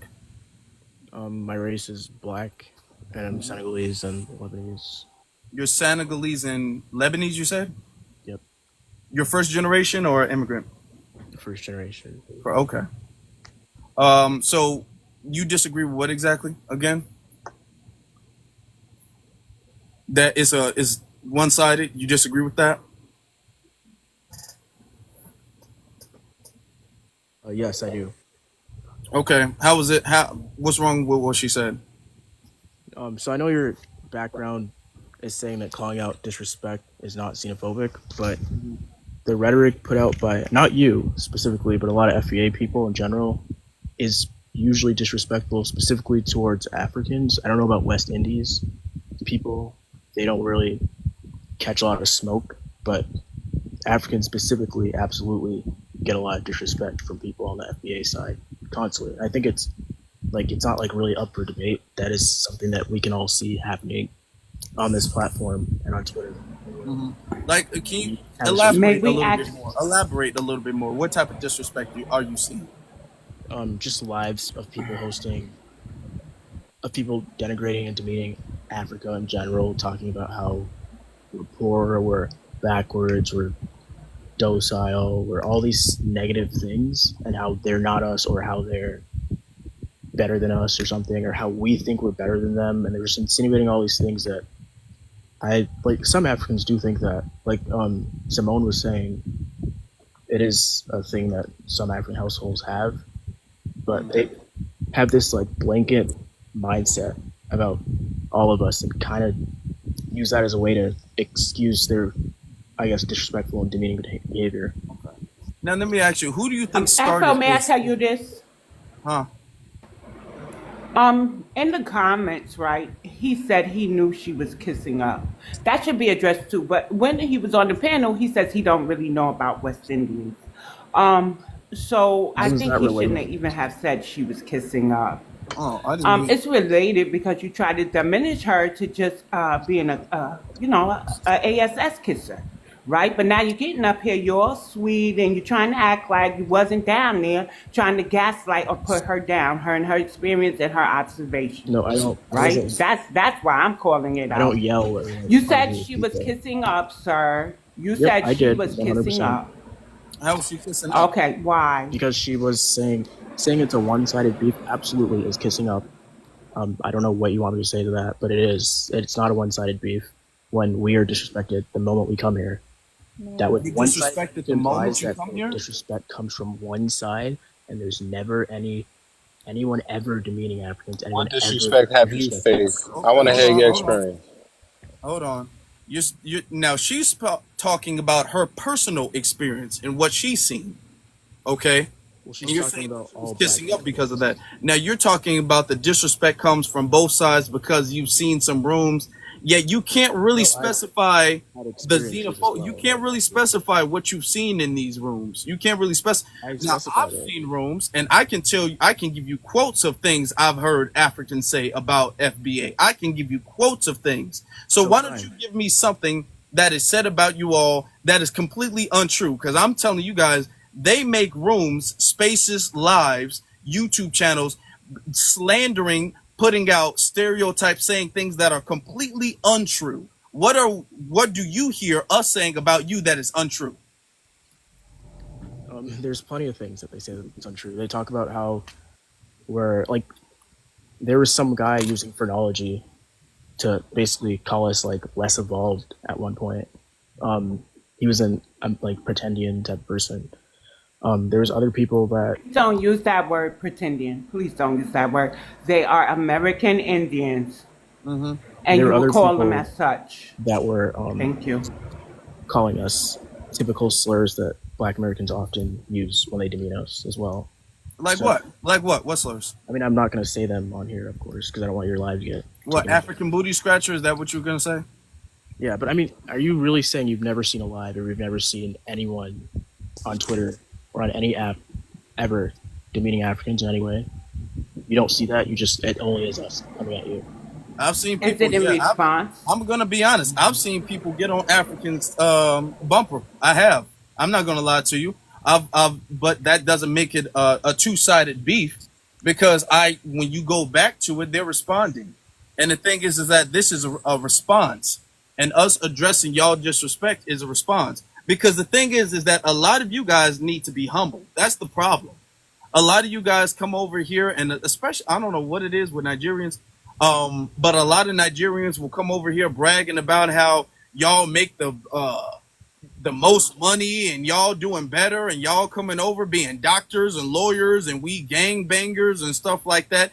And then when we say, okay, well, if that's the case, let's look at Nigeria. No, that's because y'all need a good gut check of reality real quick, because y'all come over here off of our backs, off of our suffering, off of our plight and benefit, and then poke y'all chest up like y'all doing something better than somebody else. So what I see is necessary. And then you're saying that people are being demeaning and all of this stuff. You can't really say what it is. But what the biggest difference is that you're in America. We're not in your country. You're in our country. We're not in the country your people built. You're in the country our people built. You're here because we fought our government to allow you guys to come here. We're not over there. Y'all didn't fight for us to come over there. So because that changes, it changes the whole playing field when you recognize that this is our house. You're saying this is a beef. You're in my house. So because 1% of African, because the United States population is 1% African, that means that you guys have a right to disrespect and demean us. Because can I answer this? No, nobody said that. Nobody said that. But you're saying Right. we have a right to disrespect. Nobody's disrespecting. We're calling out the disrespect that you guys have been doing for the longest time, as the West Indian sister just said. Y'all been talking out the side of your neck for generations now, sir. Hold on. You've been talking out the side of your neck for generations now, and that you're finally getting the taste of your own medicine, and you calling it disrespect and being bullshit. The other way around. No. Hold on, All sir. of Hold this on, is Ed. the addressing that you guys have been needing, that you guys are not used to. That's why it stings so much. That's why it stings so much. But you guys Hold on, you are Ed. in Hold on, our Ed. house, Hold on on, our Ed. land in the country we built. So no, this is not the same. Can I say this, Afro? That 1%, and if you do the research, it disrupts our natural flow of life over here, right? We cannot lie and say that African businesses, since you're African, are not in our areas. We cannot say that we do not support them, but they don't pour back into our cups because they have to pay their bills. We acknowledge that. Then they have to pay a remittance. You understand? To their people, if they are serving their purpose. So it has been proven, there are studies, right, that even 1% can sort of gentrify us, and it singles a bigger issue. You know, it causes a bigger ripple effect. You know what that ripple effect is? It signifies to the white tea people who outnumber us all to start coming into our areas too. So when y'all start talking about this hood, we know your businesses are in there, but we can also bring up immigrant crime, because your crime is in there too, right? So y'all are coming to a place where there was an indigenous population, right? An indigenous population of Black Americans. We support y'all with, selflessly, only to have y'all go into our government and undermine us there. So if you want to take the heat kind of off of the community, we could go into the government. Why would somebody who wants to run for political office say we don't need Black History Month? Now they're saying they don't know why there's a Juneteenth. And we know that our activists, even in New York, asked them for assistance for certain bills that they would not benefit from because it's based off our ancestors. They won't help us unless they get a piece. But here's what. They wouldn't even have the power to do that to us if we were really as xenophobic, hateful, divisive, right? Because who fought for voters' rights? Who was under life for voters' rights? And if we have the strongest voting bloc out of the whole Black race, who is predominantly voting them into government? You only have 1%, as you say, who voted them in there to do that. So y'all have dropped a ball when it comes into allyship with us. That's why I don't believe in allies, y'all. Y'all are complicit into upholding the white supremacist systems against us. I want to add on to what you're saying. Hold on, everybody stop doing that. Come on now. Africans don't have the numbers or the Okay, no. The fact that we even had Obama become the president shows that we do not have any type of hatred or disdain or anything like that for African people. We knew Obama was half Kenyan and half white. We knew that. Okay, back in 2008, you think that mattered to anybody? You think if you went back to 2008 with all of the record-breaking Black people, the numbers he got, and if you was to tell, hey, he's not a Black American, you shouldn't vote for him because he's Kenyan, they would have completely dismissed that. If we had disdain for Africa the way you guys have had, the way you guys have been taught, like she just said, the way you guys have been taught to have, and you guys have been looking at us side-eyed, if we were like that to you guys, Obama wouldn't be a thing. We wouldn't be having a whole bunch of, we wouldn't be having a whole bunch of tethers in the political office right now, blocking reparations, talking about how we don't deserve it, the economy can't sustain it, and all of that stuff. We've celebrated y'all victory coming over here. From start, we assisted y'all and celebrated every single victory that you guys have had. Whether that was Usain Bolt winning that award, whether that was Obama becoming president, whether that was anybody who was black, the race black, we celebrated everybody's victory. You guys have been the ones all like, nah, it's just us. That's how you guys have been acting. And now we all like, okay, if that's what we on, then that's what we gonna be on. Now you saying it's a two-way street. No, it's not. No, it ain't. No, it ain't. It's not even true at all, first of all. What's not true? What's not true? Obama getting most of the black vote both times. That's not true. And we consider him just black. Can I actually answer for once? Hold on. Cut off continuously. Am I gonna get cut off every single time I speak, or can I answer? What's not true? Obama's half white to begin with. He's American. The side that he actually grew up in was in the United States. He's not just a Kenyan. He's not like a Kenyan immigrant. If he was a Kenyan immigrant, he would have absolutely no chance of becoming president. He's half white. He's married to a black American woman. He has half black American children. He's very integrated into black American culture. He grew up in Chicago. That's not even remotely comparable to him being compared to a real, straight out of Africa immigrant. Secondly, Usain Bolt, he competed for Jamaica. He just happened to become the fastest man in the world. Everyone was celebrating him. That's not. And Africans don't have this mindset of just hating black Americans like you keep perpetuating on every single platform that I go on this app and on Twitter and everywhere. When black people win anywhere, everyone's going to celebrate it. But despite your whole idea of us just having this rabid hatred of you, which personally in my experience growing up in an African household, I didn't see that. Not everyone. He never said they hate. He said the disrespect, and they don't acknowledge or honor us. Have you ever experienced that in real life? Bad behavior. No, you've only experienced it online. Hold on, stop. Because this is the dishonesty that you guys have. Stop. Hold on, sir. This is the dishonesty that you guys have. Yeah, Obama was half Kenyan and half white. Do you think that mattered? Yes, him being white American and being American. Why did black Americans vote for Obama? Because they saw someone that looked black. Yes, thank you. And it didn't matter to anybody. It didn't matter to anybody who voted for him both times that he was half Kenyan. It did not matter. They saw him as a black. Stop it.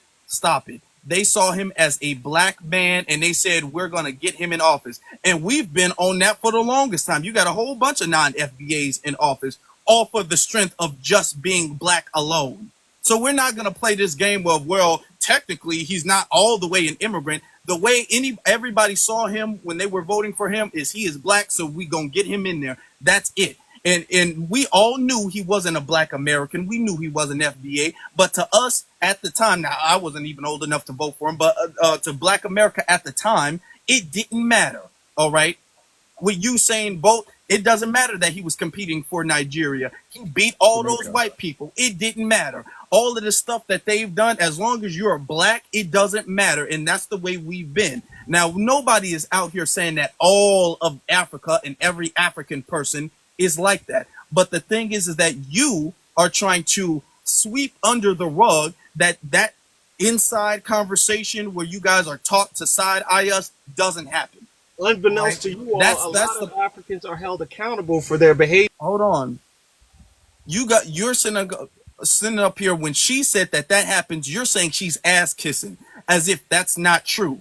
And when we say no, we've had multiple people and we know for a fact that this happens, you come up here and you play obtuse and you play dumb as if you don't know that this is the case. You don't know that this is happening. I'm not denying that people you are denying it, because if you weren't, you wouldn't have called her an ass kisser.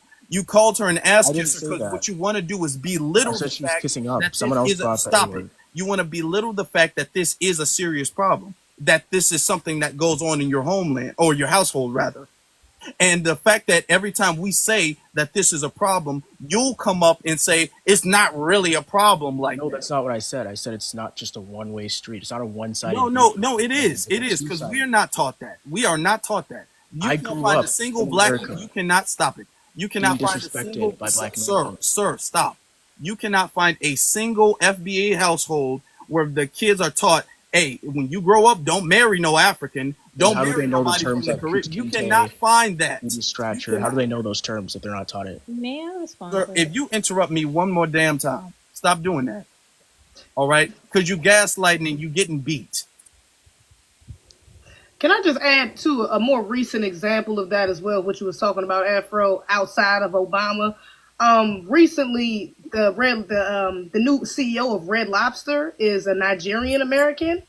He's not FBA, but you have the majority, at least from what I've seen, and I'm sure a lot of people can attest to this as well. The majority of people that's going out and trying Red Lobster now because they're doing a new rollout, they got the whole seafood boils, are Black Americans. Black Americans are heavily supporting this brother because he's Black, and that's what we saw. We saw a Black man at the face of as the CEO of Red Lobster. He's asking us to come out and retry this stuff.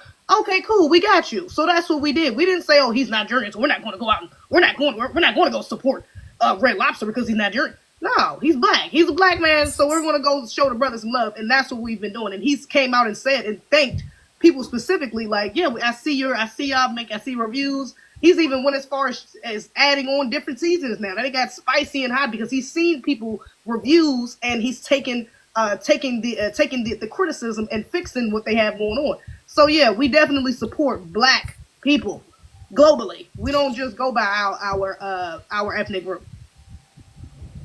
Can I also add on? Oh, and correct him. Obama wasn't raised in Chicago. He was raised in Hawaii. Right. His wife was Chicago. He didn't come into Chicago until his late 20s. Yeah, I meant he lived in Chicago, worked in Chicago, was a part of the the Black He American wasn't raised community in Black culture, though.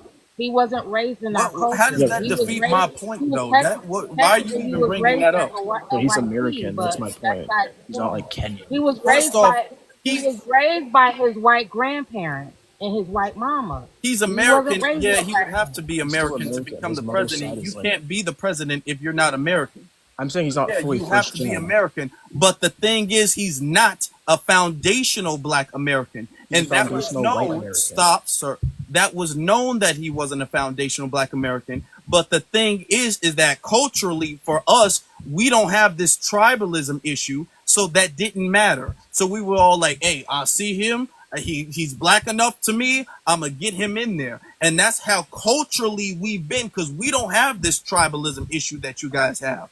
And now the second we're fed up with the way you guys have been acting, you're making it seem like this is a two-way issue. You're making it seem like there's both wrongs. There are two equal wrongs, and that's not the case. You guys have been on this, and now what you guys are dealing with is the response to your action. The consequences are very much to in your Literally the action. other way around. But Africans are very much in support of FBA. Sir, yeah, exactly. Don't troll us. No, That's this a is lie. this So you is say, way out. hold on, Melanie. Hold on, because I want to make a point to Afro. He says that he wasn't raised in a house. Hold on, Melanin. He wasn't raised in a house where he was raised in an African house, but his parents didn't show him certain things that would be considered anti-Black American, right? However, on this panel, he's exhibiting just that. Anti-Black American sentiments. He even went after the West Indian sister, the Simone. Let me call her by her name. Beautiful name. That is my name too, Simone. So the Simone's have it. So he is exhibiting certain things. He's exhibiting certain things that would show that somewhere along the line he picked up what we're seeing from many people from the continent. He represents a very small now portion. hold on. Before you go, I'm gonna say he will come into an FBA room where we're talking about the truth, and he'll say, "Oh no, it's not no one-sided thing. Y'all be disrespecting us, and y'all be doing that." He wouldn't go to an African room.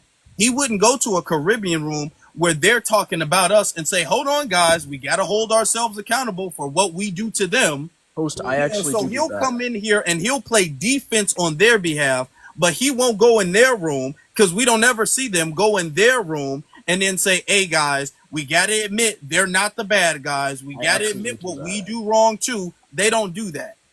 That's based on misinformed information about the history of FBA in the United States. What are you talking about? First off, where are you from? I'm what you all would call a tether, right? From where? My parents, both of them are from Sierra Leone, West Africa. And okay, now you said you're a tether. I want it to be known that just because you're from Sierra Leone does not automatically make you a tether. It's your actions that make you a tether. It's what you do that makes you a tether. Okay, but okay, Fantastic. go I'm very ahead. much, I, as well as many of the people that I grew up with who are from, who are immigrants of Sierra Leone and their children, we support reparations. We support foundational Black Americans. We don't see it necessarily as division. Based on slavery and the things that occurred, the atrocities that occurred to foundational Black Americans, reparations is deserved, and you all, FBA is entitled to it. I think a lot of times there are a lot of, based on media, for example, media depicts African FBA in a very derogatory way. There, for a long time, there was mainly a focus on the crime and all types of activities that weren't conducive to their environment.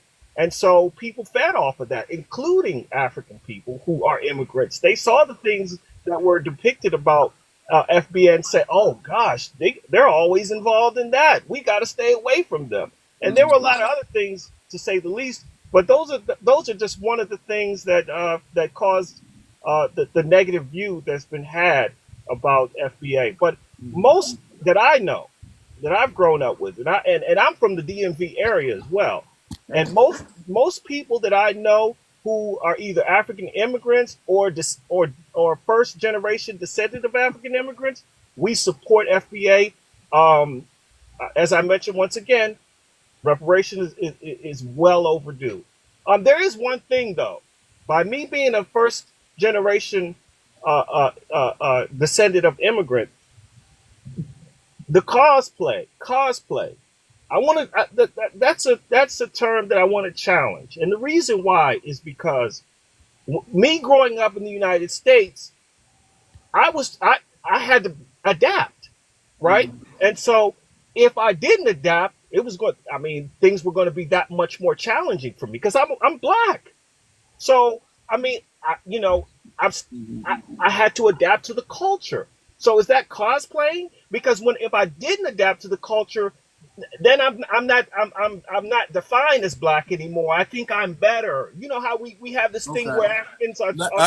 I can address that. Let me address first off a couple of things you said. I'm going to repeat, just because you're from outside of America doesn't automatically make you a tether. All right. That's not what we're saying. Is your behavior. That's number one. Number two. All right. You're saying Africa, and then you're saying you and your family. And we're having multiple people from the continent. We're having issues with multiple people from the continent. So you can't speak on the fact that we're having this issue with the diaspora in general and say, well, I'm not like that because I believe in reparations. Because what we have is we have a lot of people who are not from America, not from our lineage, who are actually blocking and becoming an obstacle for reparations. We see this in a reparations town hall. We see this in different meetings. We see this in politics all of the time. All right. So we do have a tether issue as far as reparations are concerned. So we can't make it seem like Africa is in this big support. I want to say another thing. The excuse that is used, that you guys have seen bad depictions of us on the media, and that's why you guys are taught not to not to mess with us or whatever the case is. I find that very disingenuous because I see videos of African children dancing like Michael Jackson all the time. So that's the image that you guys get of us is not just the damn gang. Or I don't know. I can say it's not just the ghetto hood, all of that stuff. That's not the only image. You guys get more than just that. So you can't use that excuse to say, well, all I see is y'all getting arrested and all I see is y'all committing crimes. No, that's not all you see. That's not all you see. You see a whole lot of different stuff. I see y'all sitting up there impersonating Black American actresses and stuff like that. When Beyonce goes to Africa, y'all know who she is. So y'all know about America. Y'all know about our media. All right. And if we were to use that same logic, there's been documentaries of y'all with mismatched sandals and flowers all over you and all of that stuff. We've seen bad images of you all, and we don't teach our children to have the same disdain and to have the same vitriol that too many of you guys teach your children to have for us. So we're not going to go with that disingenuous argument. That argument is very disingenuous. All right. I agree. However, that was just one means in which Africans have chosen to validate their misconceptions. Thank you. Say they choose to validate it. It's not like they've been brainwashed. It's a choice because they got tribalism, wars, and all of that stuff going on. And then they want to come over here and talk about somebody robbing a liquor store. So let's not do that like y'all coming over here from the promised land, high and mighty. Let's not do that because y'all fled for a reason. All right. Let's also agree that there are a lot of greedy people all over the world, including black people who happen to be Africans as well as African immigrants. And some of those happen to be in Caribbean as well. I mean, some of those happen to get a position of power and I have to agree, they do get jealous, but that doesn't represent the entire makeup of even African immigrants in the United States. It's the one that. Here's the thing: when that happens, the quote unquote good people from those groups of people don't call their people out that are doing corruption, that are doing this, that, and the third. They're not calling it out. So now Black Americans got to play the boogeyman because what do you expect them to do? You don't. If your house is on fire, you're not going to leave your house to go put another man's house to go put it out on the fire. If you have something in the oven, you're not going to leave what you baking in the oven to go bake another man's cake. Their priority is their home front. And so when you're not calling out the people that are doing XYZ, this is now an extra problem on top of the YT supremacy that we all are already facing. And I always find it disingenuous when people want to bring up diaspora wars and want to say this is division this, division that. What in the world makes you think you have the mental or emotional fortitude to combat YT supremacy when you've been stuck on African booty scratching for 30 years? You don't got it in you. That's why these conversations are important. On top of that, what they don't want to accept is that everyone was getting called that, right? But because they don't actually believe or understand Black Americans as African, they think it's more of an insult to them than it was to anyone else being called that. Anyway. Yeah. And that's why I applaud this platform for what they're doing and what you all are doing, because these are conversations that are very necessary and have to be had. Once again, I'll use the word misconception again. These misconceived people, I'm talking about my own people, the African immigrants as well as Caribbean immigrants.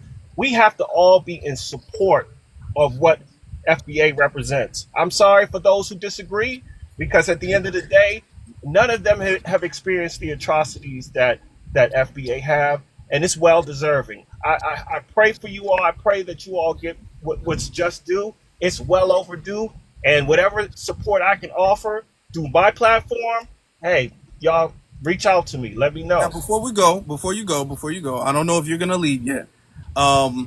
Zizi is also from the DMV, and she can give you her firsthand experience about the camaraderie that she feels goes on between Africa and FBA, or the Africans and FBA. Because the way you were making it seem like this, we all live kumbaya, and Africa is got our back to the fullest. Okay, so we got somebody actually from the DMV who can speak to that. Yeah, and let me start with this, because it doesn't have to be the majority to make an impact. Okay, it does not have to be the majority of Africans or Caribbeans that feel this way for it to make an impact, especially here, because y'all are not the majority here, yet we still experience it. In the DMV, I have been in non-FBA clubs, and African clubs specifically, and I've literally heard a DJ yell out Akata on the fucking mic, and I had to grab one of my friends who was also a non-FBA and was cool with the people there. I had to get him to check him for him. Like, did you just hear that? I had a whole conversation with that. I've been to African braiding shops, which there's many of them up here. Been to a couple up here where I've heard them making little whispers with each other. They speak in different languages. And FBAs, we pick up on shade like that. It don't really you don't got to speak my language for me to pick up on what you're saying. So I'm seeing them say little things, making little snarky comments, looking a certain way, prioritizing their own before us, even though we giving the same amount of money, or maybe I'm paying more because I got more hair, or discriminate. Oh, no, we don't even, that's a whole nother video, whole nother live getting into because the thickness of my hair, the length of my hair, we get charged fucking astronomical prices. Okay. So yeah, there's very much a lot of vitriol, a lot of xenophobia happening from non-FBAs, and it's crazy because these same ones that's up here will be dressed just like me. Dressed, look at and using my slang, using DMV terms, be speaking just like us. But then, soon as Ramadan comes around, soon as one of their cultural holidays come around, they're dressed in their garbs. Now they're with their people. Now they're acting like, oh well, this American culture is beneath them. And there's a whole different language, especially when they get around their parents. Please don't.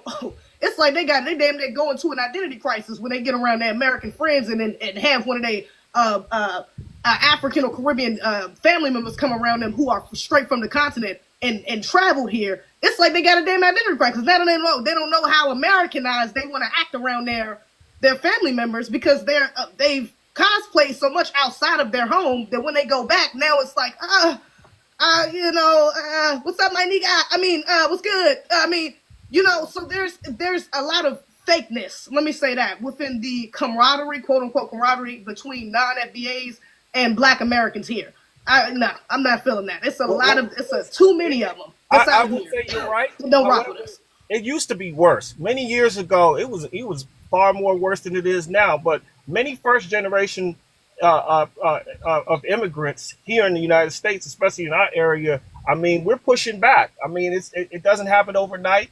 As I mentioned, there's a lot of propaganda out here that helps to push it, but we're doing everything we can to minimize it, if not eradicate it. But it doesn't happen overnight. I mean, how many in the audience have been to Africa? Probably not. I'm a guess. FBA, probably not that many. I've lived in 2 African countries. I wanted to speak to A, but he jumped off. Let me say this real quick, okay? Hold on, because I'm gonna just finish with him real quick or whatever. Yeah. Another thing you said about cosplaying.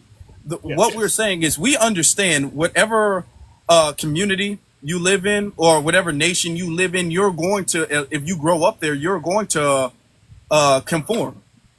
Okay, you're naturally going to adapt to the customs, the clothing, the speech, just like an accent. If you grew up in Texas, you're naturally going to have a Texas accent. You grew up in New York, you're naturally going to sound like a New Yorker. If you grow up in Chicago, you're going to sound like a Chicagoan. We are not slow. We understand that. Your thing is that you guys will do that and then act like we didn't give it to you guys. That's the thing. When you guys do that, when you guys there was this one panel I was watching, an interview of a Nigerian woman. She had the lashes, she had the loop earrings, she was talking in Ebonics or whatever, saying, yeah, she Gucci and all of that stuff. And then when you say you're Americanized, she act like she didn't know where she got that from. Okay, when y'all be wearing chains and do-rags, y'all act like y'all don't know where y'all got that from. Or better yet, you guys don't want to admit and acknowledge where you guys got your style from. You guys don't want to acknowledge and pay respect to where you guys got your swag from, where you guys got your talking from and language from and dress from and customs from. You guys don't want to acknowledge that. That is the disrespectful thing, because you're saying that, oh, this is just natural or whatever the case is. But to you, it's not. Because just like what Zizi said, if y'all go back to your homeland on a vacation, you're not going to do that. You're not going to talk like that. You're not going to dress like that. You're not even going to eat the same foods. You're going to almost be a completely different person. And sometimes you guys are like that when you guys go home. If your parents are like direct immigrants, you guys don't even do that around y'all parents, because your parents aren't like that. So you know the difference. But you guys are sitting up there. You want to pretend as if Black American culture is a costume that you guys get to put on and take off. That's why the word cosplay, because that's when people put on makeup and costumes, and you guys are doing that like it's a costume. All right. And the damaging part about that is that you guys will do that, and then you guys will get in front, not everybody, here we go with the all police, but you guys will do that and then get in front of a microphone and say, well, I don't think we deserve reparations. I was never a slave. You got Candace Owens and Coleman Cruz up there who are not FBA, but they're speaking on our issues. So this is the reason why we're calling that out. And you're doing the right thing. I'm in full support, as I had mentioned before, but I do have a question. And my question is, yes, FBA has set the standards for culture as far as black culture in the United States, but couldn't there be somewhat of a balance? I mean, Africans do have some culture as well.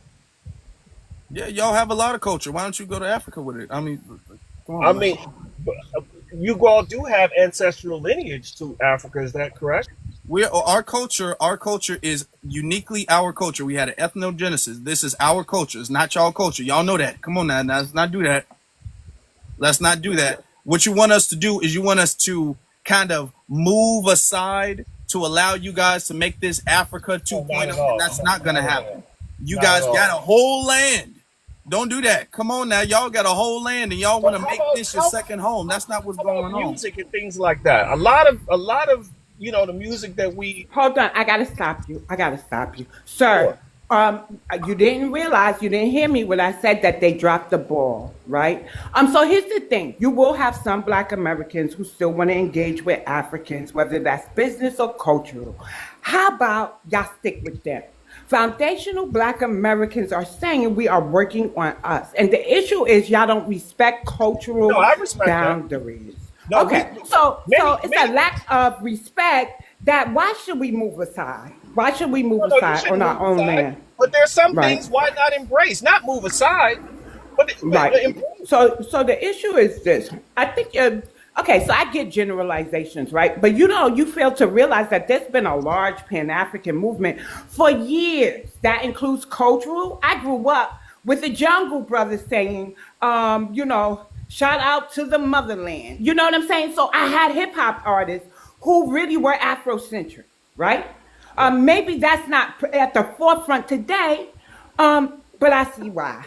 Africans have dropped the ball. And the beauty and then the blessing and the curse, I call it, of social media is that we can connect together. That's a blessing. But the curse is we realize that certain people, certain demographics did not view us in the same way that we view them. So if I came out with a African attire on, I'm paying homage because I believe I come from that continent. Now, I wouldn't know my tribe, but I'm going to pick Nigeria, right? Oh, beautiful gowns, beautiful ball, beautiful dresses. And I'm just happy and I'm going along for the same people to say, you don't know your culture, you don't speak the language, you don't eat the food, you don't know your second great grandparents' thing.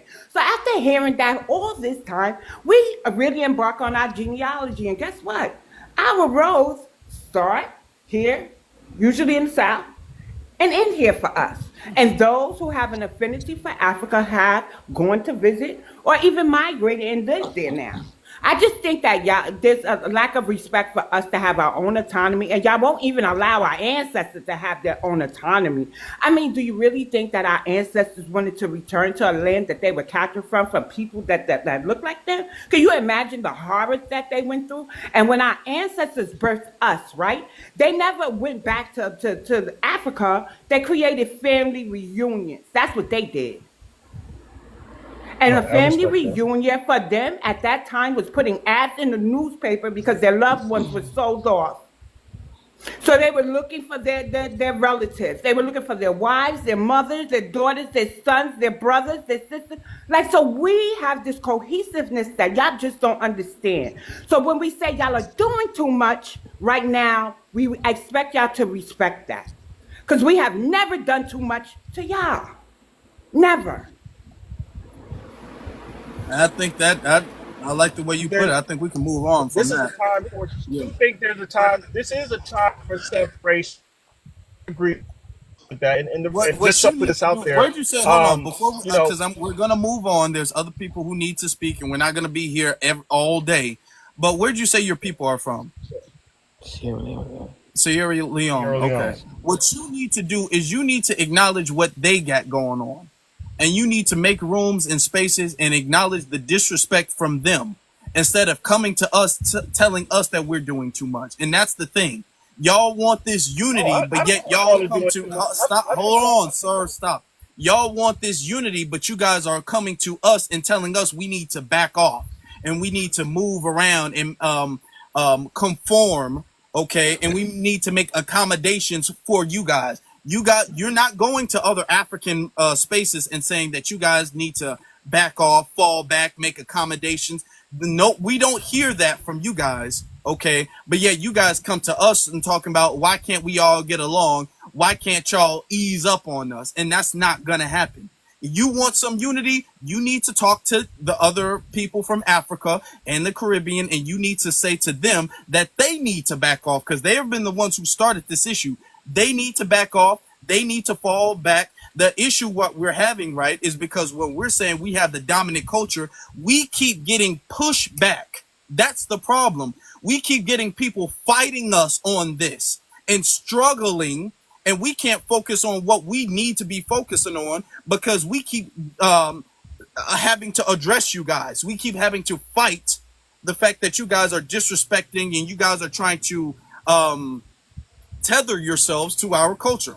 All right. You're undermining. And there's too many of you guys doing that. And the fact that we have to keep addressing you guys is becoming a speed bump to where we're going. So that's what you all need to be doing, addressing what you guys have done wrong instead of coming to us telling us we need to ease up on you guys and pretend like you guys aren't doing anything. Well, I'll do the work. Thank you for taking the time. I'll go out there and help get my people straight. You guys have a wonderful day. All right. All right. Thank you. I'm going to drop and go back to the comment section, but thank you for having me on the panel. Thank you, Blue. Hi, Blue. All right. What's your name? Lacey?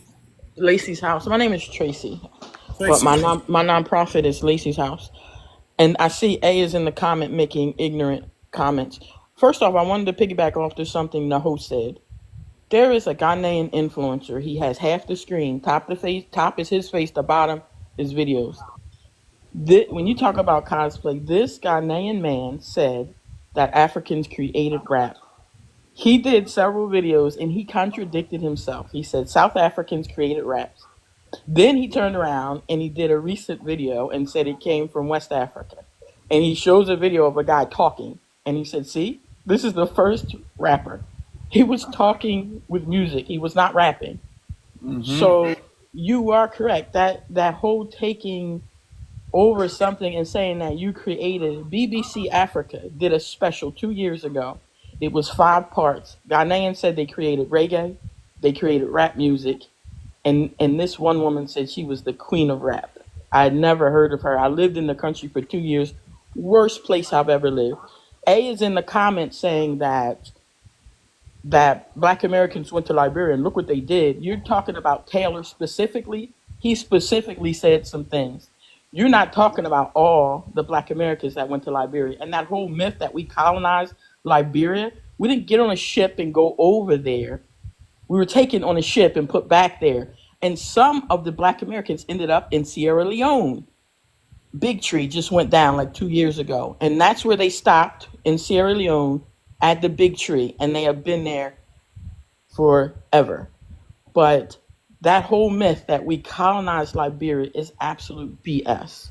And A also said, have you ever heard an African disrespect you? You only hear it online. Every single day because of the color of my skin in Ghana, I was disrespected.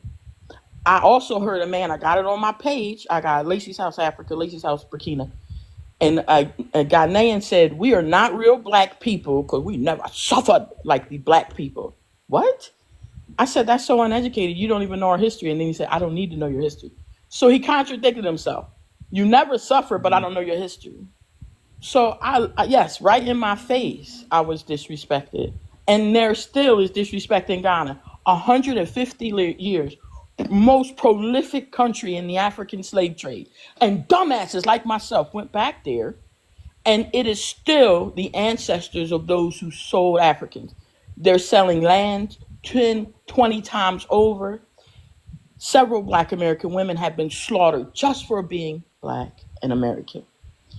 So the disrespect is there and no one wants to see it. And yes, I lived it right there every day. Kenya wasn't as bad. I still was called Mzungu, which means white. I said, oh, I'm not white. And they said, okay. But when I went to Ghana, Yivu, dirty, tricky dog. Oroni, which means white person. And then I said, I'm not white. I had to have people trying to give me lessons in the middle of the road and say, you Keep your behind out, Ghana, bitch. Yes, I will. I have a human rights violation. I filed with ECOWAS. I've written 4 Hey, the books. language. The That's all. unwelcoming to That's Ghana. the You language. don't invite someone to a dirty house. It was on the cover of a South African newspaper. Africans hate Africans. There are 11 tribal disputes in Ghana right now. 11 of them. So you talking about I'm lying? Look, go to the page and look at it. That's all you say. And in Ghana, they love the flag of Jamaica, not Jamaican so much, which is why everybody lives segregated. And they're demolishing Black Americans' homes because they're creating segregated communities like everybody else. So you talk about stop crying, stop lying. Everything is on my page. And it's Ghanaian saying it. I just posted a recent video just an hour ago. So all this whole back and forth that is just online, people are experiencing it in real time.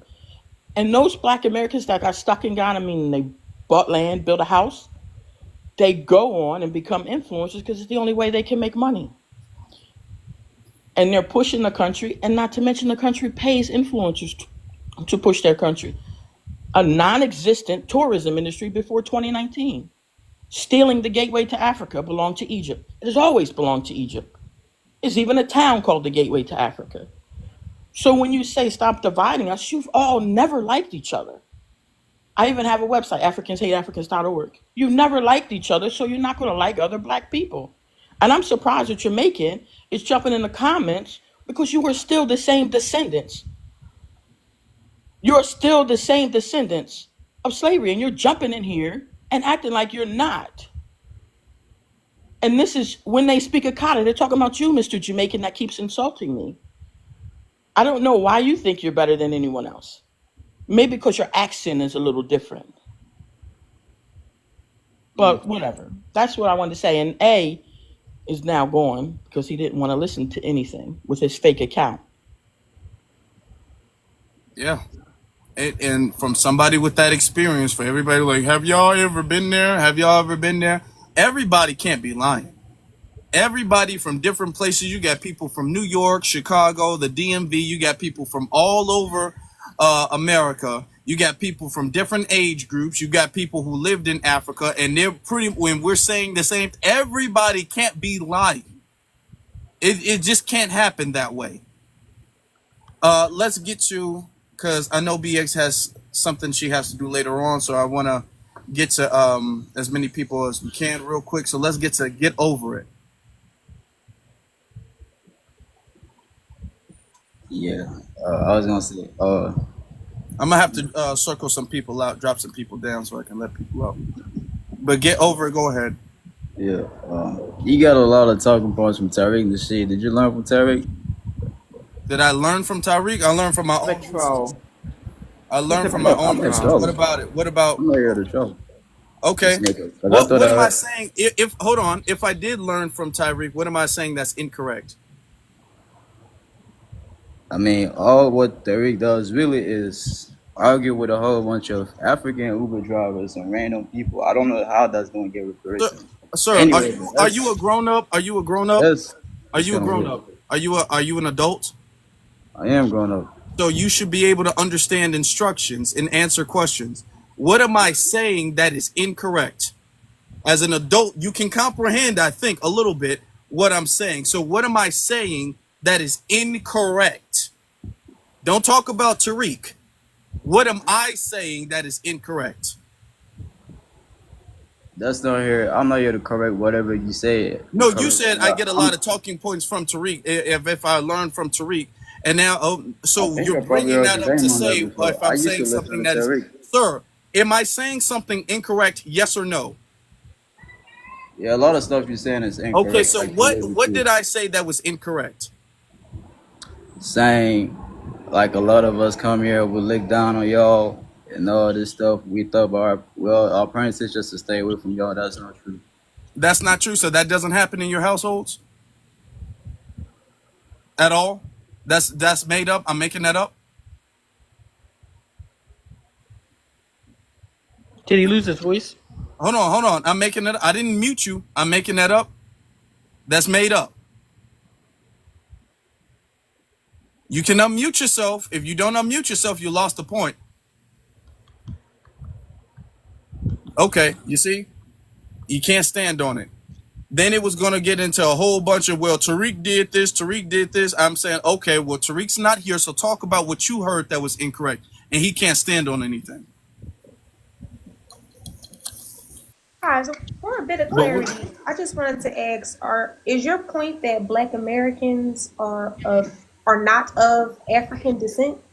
Is like Where do you come from? Where do you come from, ma'am? What is your race and ethnicity? I'm Black. As far as I can trace, my people are from the United States. I'm from Philadelphia, born and raised. Um, What no, year can you go back to? Are your people, did they descend from U.S. chattel slavery period and can be found on the 1870 census? yes. Thank you. okay, so what we, no, I'm not going to bring you back up. I gave you a chance to speak and you didn't want to speak. So why would I waste my time bringing you back up when other people actually do want to speak?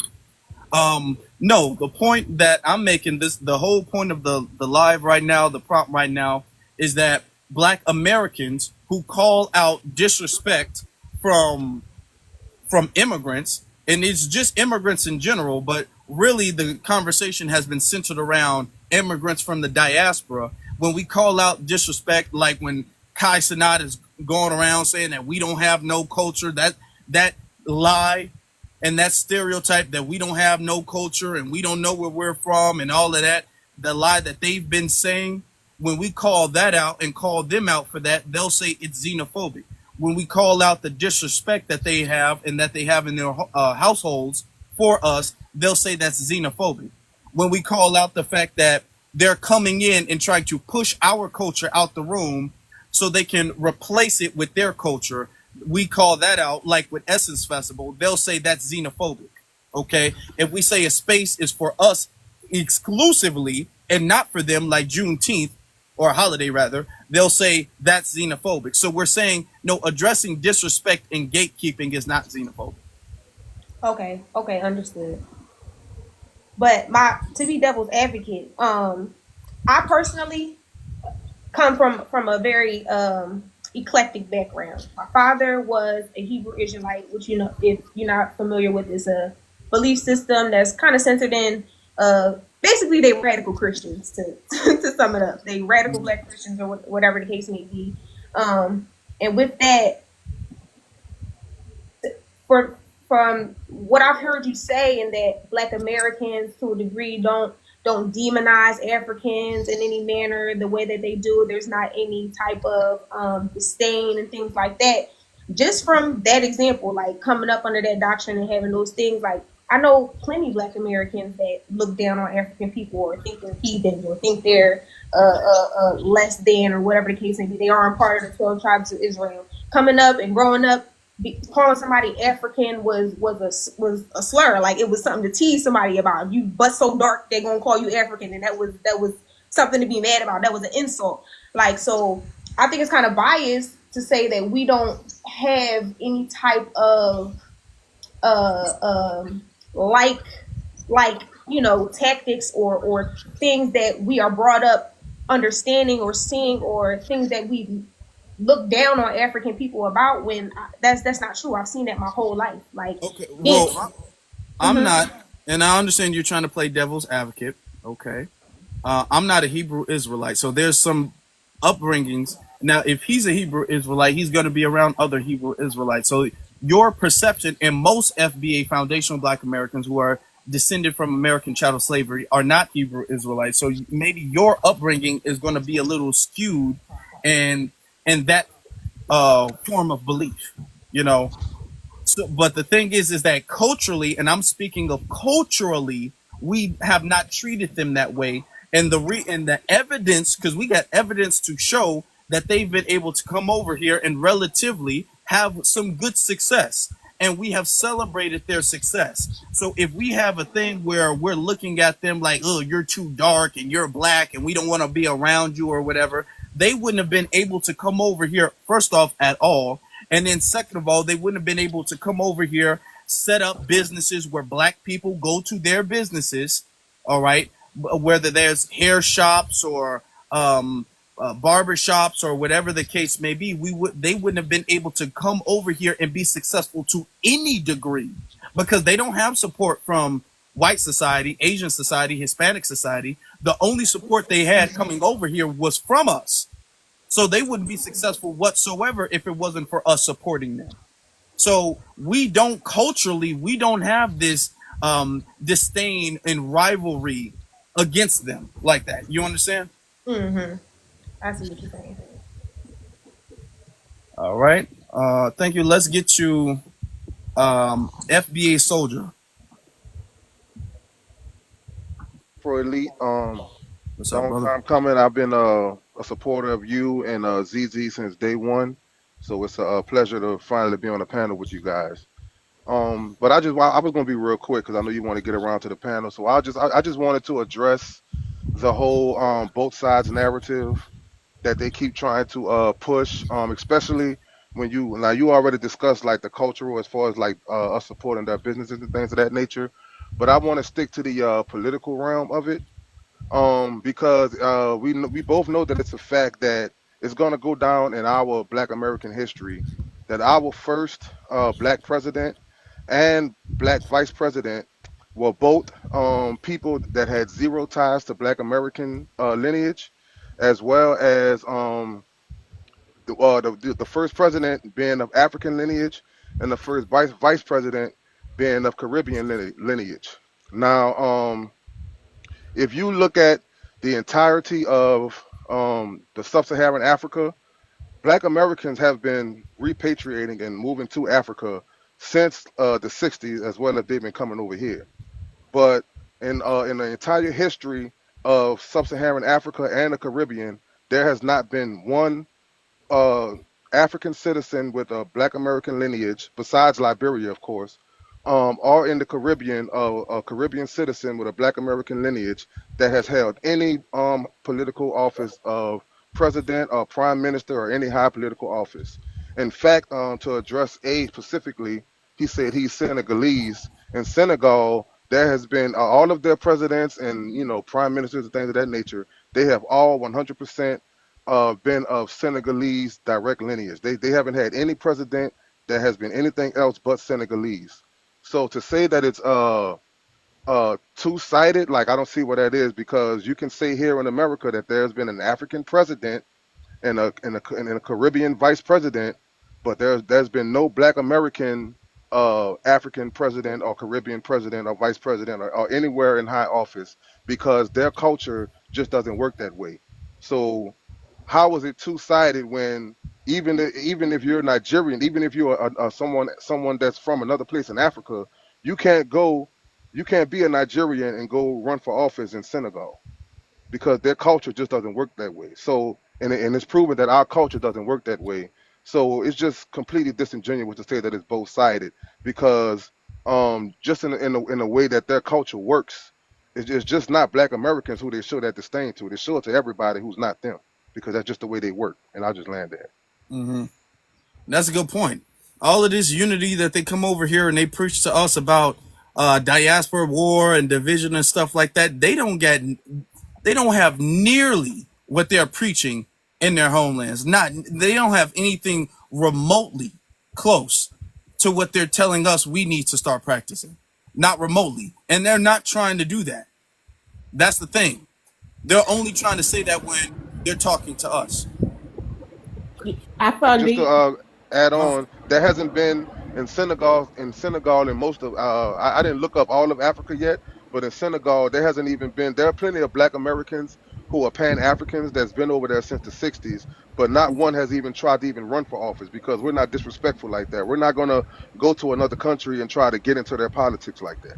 We're more respectful than they are, because because they come over here doing things to us that they know wouldn't fly in their homeland. Yeah. Yeah, that's Actually, did you see Shavu's new page? No, I didn't. I scrolled It through. says Shavu 95, and it's like beige in color. Okay. Shavu, if you're still in the room, I just say at Afro or request. See if you can request to come up, just so that he can follow you. He has 0 followers right now, so he may not be able to have live access. Did they take his But page just down? say here. They always bringing his pages down, because of the things he speak on. He's pretty much talking about who built America now. Okay. We're stamping that, and they've been. Okay, yeah, just That's what they do, I reporting. tried to look and I couldn't see you, so if you're still in, just request up. All right, but thank you, FBA Soldier, I appreciate that. Yeah. Let's see. Somebody saying bring. I don't see any requests unless it's tripping. BX, do you see requests? Because I don't see it. I don't see no request. I don't see it. Can I respond to Degrees? No requests at this Hold on. time. I want to make sure everybody gets a chance to speak before we allow people to go again. Let me see. Let's get to Kingpin. Hey, how's it going? How's it going, everybody? So yeah, I've been listening to the conversation, and the young gentleman, A. Say if you're FBA or not, just for the room. I'm Foundational Black American.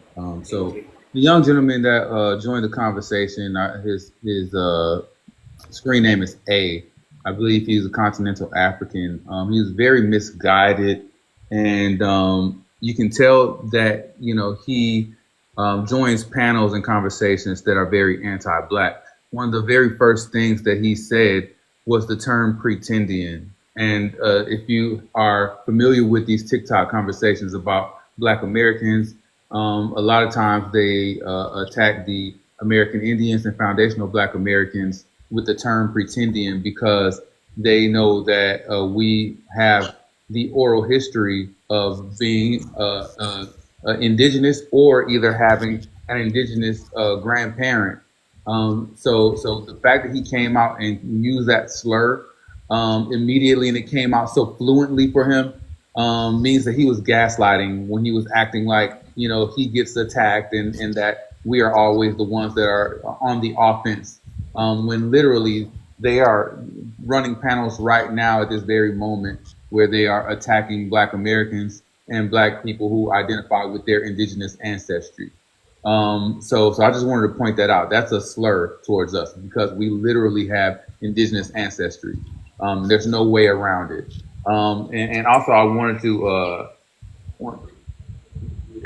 let me turn my camera around here.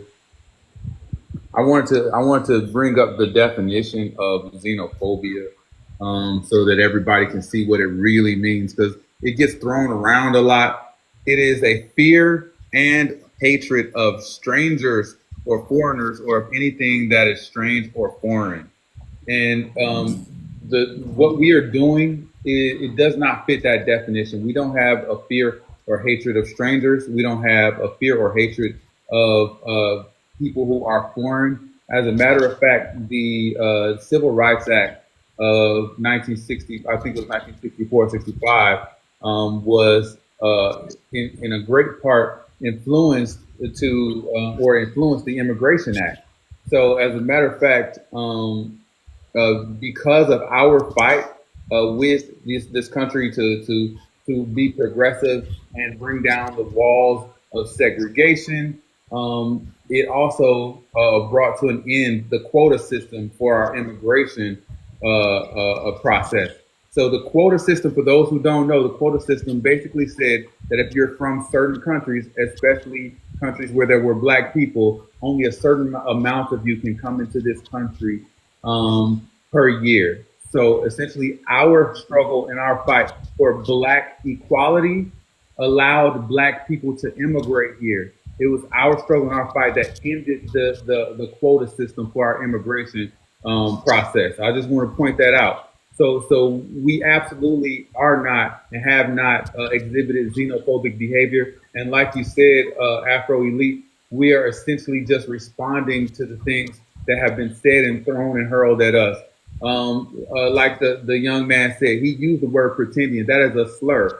So if we had came back at him and said, you know what, you don't know who your great grandparents are, you have no documentation, your granddaddy didn't have a birth certificate, they would say, oh, you're being xenophobic. No, I'm just responding to the fact that he used a slur, pretendian, against our people. You see what I'm saying? But they never see the things that they do as wrong. They only see the things that we do as wrong. So that's that throwing a rock from a glass house, type of thing. I think I'll go ahead and land there. That's a good safe landing spot right there. Yeah. Yep, that's a good point.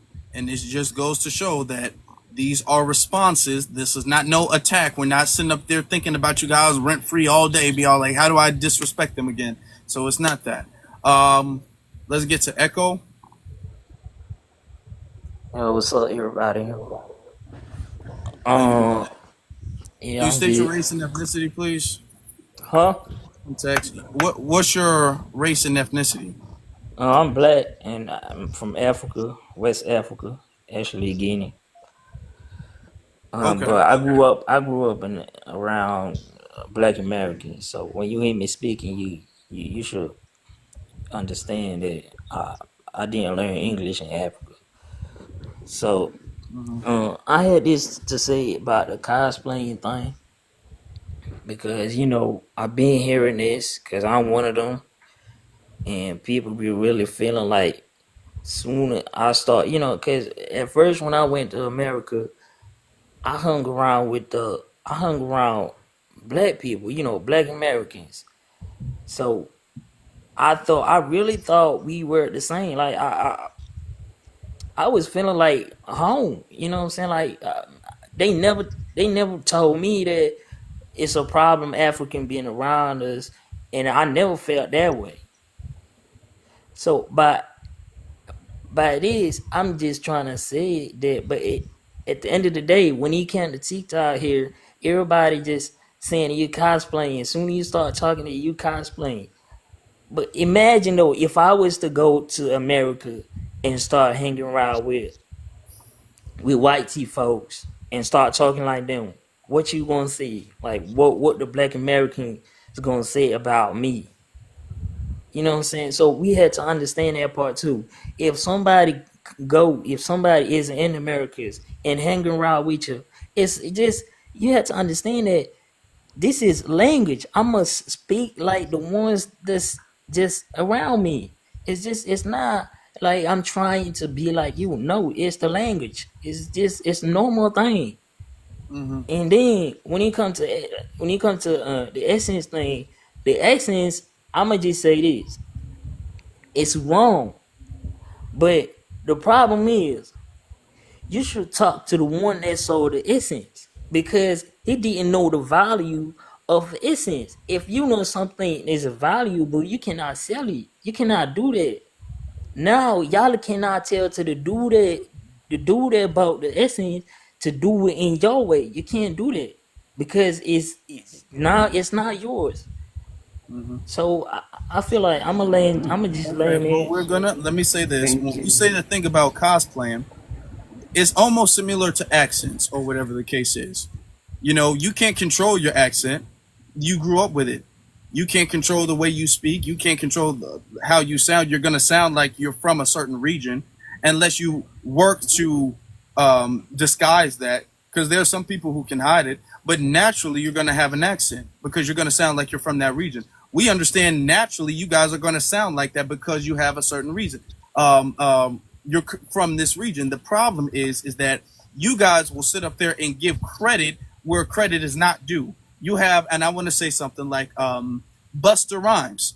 When Busta Rhymes, everybody knows who Busta Rhymes is. When Busta Rhymes was rapping, as I was growing up, I didn't know Busta Rhymes was Jamaican.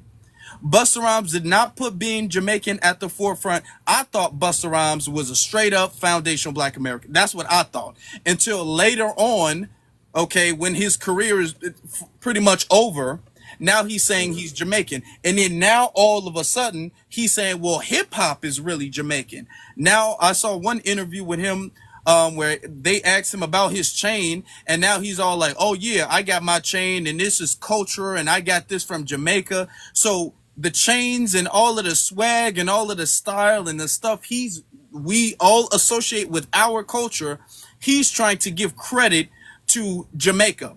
And even though he didn't get none of his style, none of his swag, none of his nothing, none of his rhythm, he was not put on by Jamaicans. Nothing he does is like Jamaicans. But now he's coming up here still dressed like us. He's not dressed like Jamaicans. He's still dressed like us. He still acts like us. He still talks like us. But he's saying that, yeah, I got this from Jamaica. So this is why we have a problem with that. I get Say that. something about the language. Yeah, go ahead. One moment. I dislike when people come in and say it's just the language. It's our language, right? And we were ridiculed for our language. We also had a Black American scholar who built a curriculum around it and really fought to have it taught in schools. And here comes the Africans. They want a part of something. So it went from Ebonics to African American Vernacular English. No, it's not that. We should start calling it by its original name. I hate when they do that to us in New York. Oh, that ain't FBA culture. That's just street culture. Even Cardi B. Let's take Cardi B. She says, well, I was born in the birthplace of hip hop. She even was into, so she feels she could get certain passes, right? And then she says, well, I know it's a bad word, talking about the N word, but it's just a language, it's just the lingo. And it's not. A lot of things that we do, our language and everything is not just a language. It's not just New York language. It's not just Florida and all these diverse cities. It's ours. It's foundational Black American. And when you add the just to it, that diminishes it because there's always a struggle and a fight for the respect of that. And I need y'all to understand that, especially when I'm in the room, please. I feel like you did not understand what I just said because I Oh, didn't I understood how minimize. it came off. No, I didn't Mm-hmm. minimize your language. Okay. I'm just saying, like, it's just language. In a sense that if And you here's the stay around, problem. It's not just language. It's no, everything. It's the language, it's the dress, it's the accessories, it's the style, it's the way you guys operate, the side hustles that you guys do, the games y'all play, the food y'all eat. It's every single thing. It's not just the way we talk. I'm just I don't agree with that. I could see some things we really we use some What things of don't y'all yours, do? but What don't y'all do like we do? we do because we in Americas and the most close to Exactly. us is you. Exactly. That's what I'm saying. Exactly.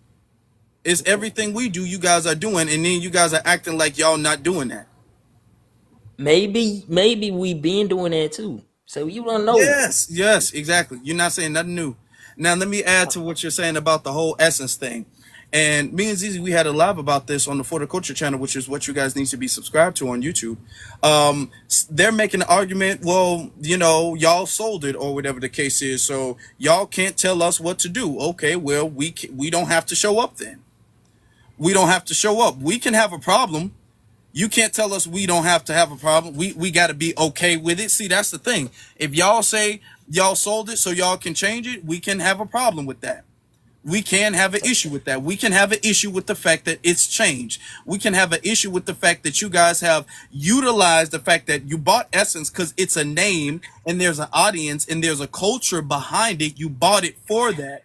And you guys try to integrate your culture by stripping ours and moving us to the back and putting yours up to the front. We can have an issue with that. And as you can see, ain't nobody showing up to Essence. The tickets next year is going to be a ghost town in Essence next year. Y'all might as well stop at this. Honestly, real talk, you would lose more money even trying again. You might as well stop. You might as well resell it. It might as well go back to where it was before. You might as well. It's going to be a ghost town. And it's going to be like that in 2026. It's going to be worse in 2027. It's just going to, the brand is done. Okay, that was the nail in the coffin. I'm trying to tell, this is business. And the thing is, when word gets out that an annual event is flopped, is done, people don't show up. You think somebody gonna buy a hotel room and buy a plane ticket to show up to something empty? That's not gonna happen. I guarantee you that's not gonna happen. You think vendors are gonna pay money to go to an empty place? I'm telling you that's not gonna happen. So y'all bought it and you acting like, okay, yeah, y'all can do that and we can have an issue with it. Y'all should have kept it how it was. It was nothing wrong. The thing is that it was nothing wrong with how it was before. It's something wrong with it now, so that's why nobody's showing up. So can I say this? Why don't we just make this peacefully? Like, come on.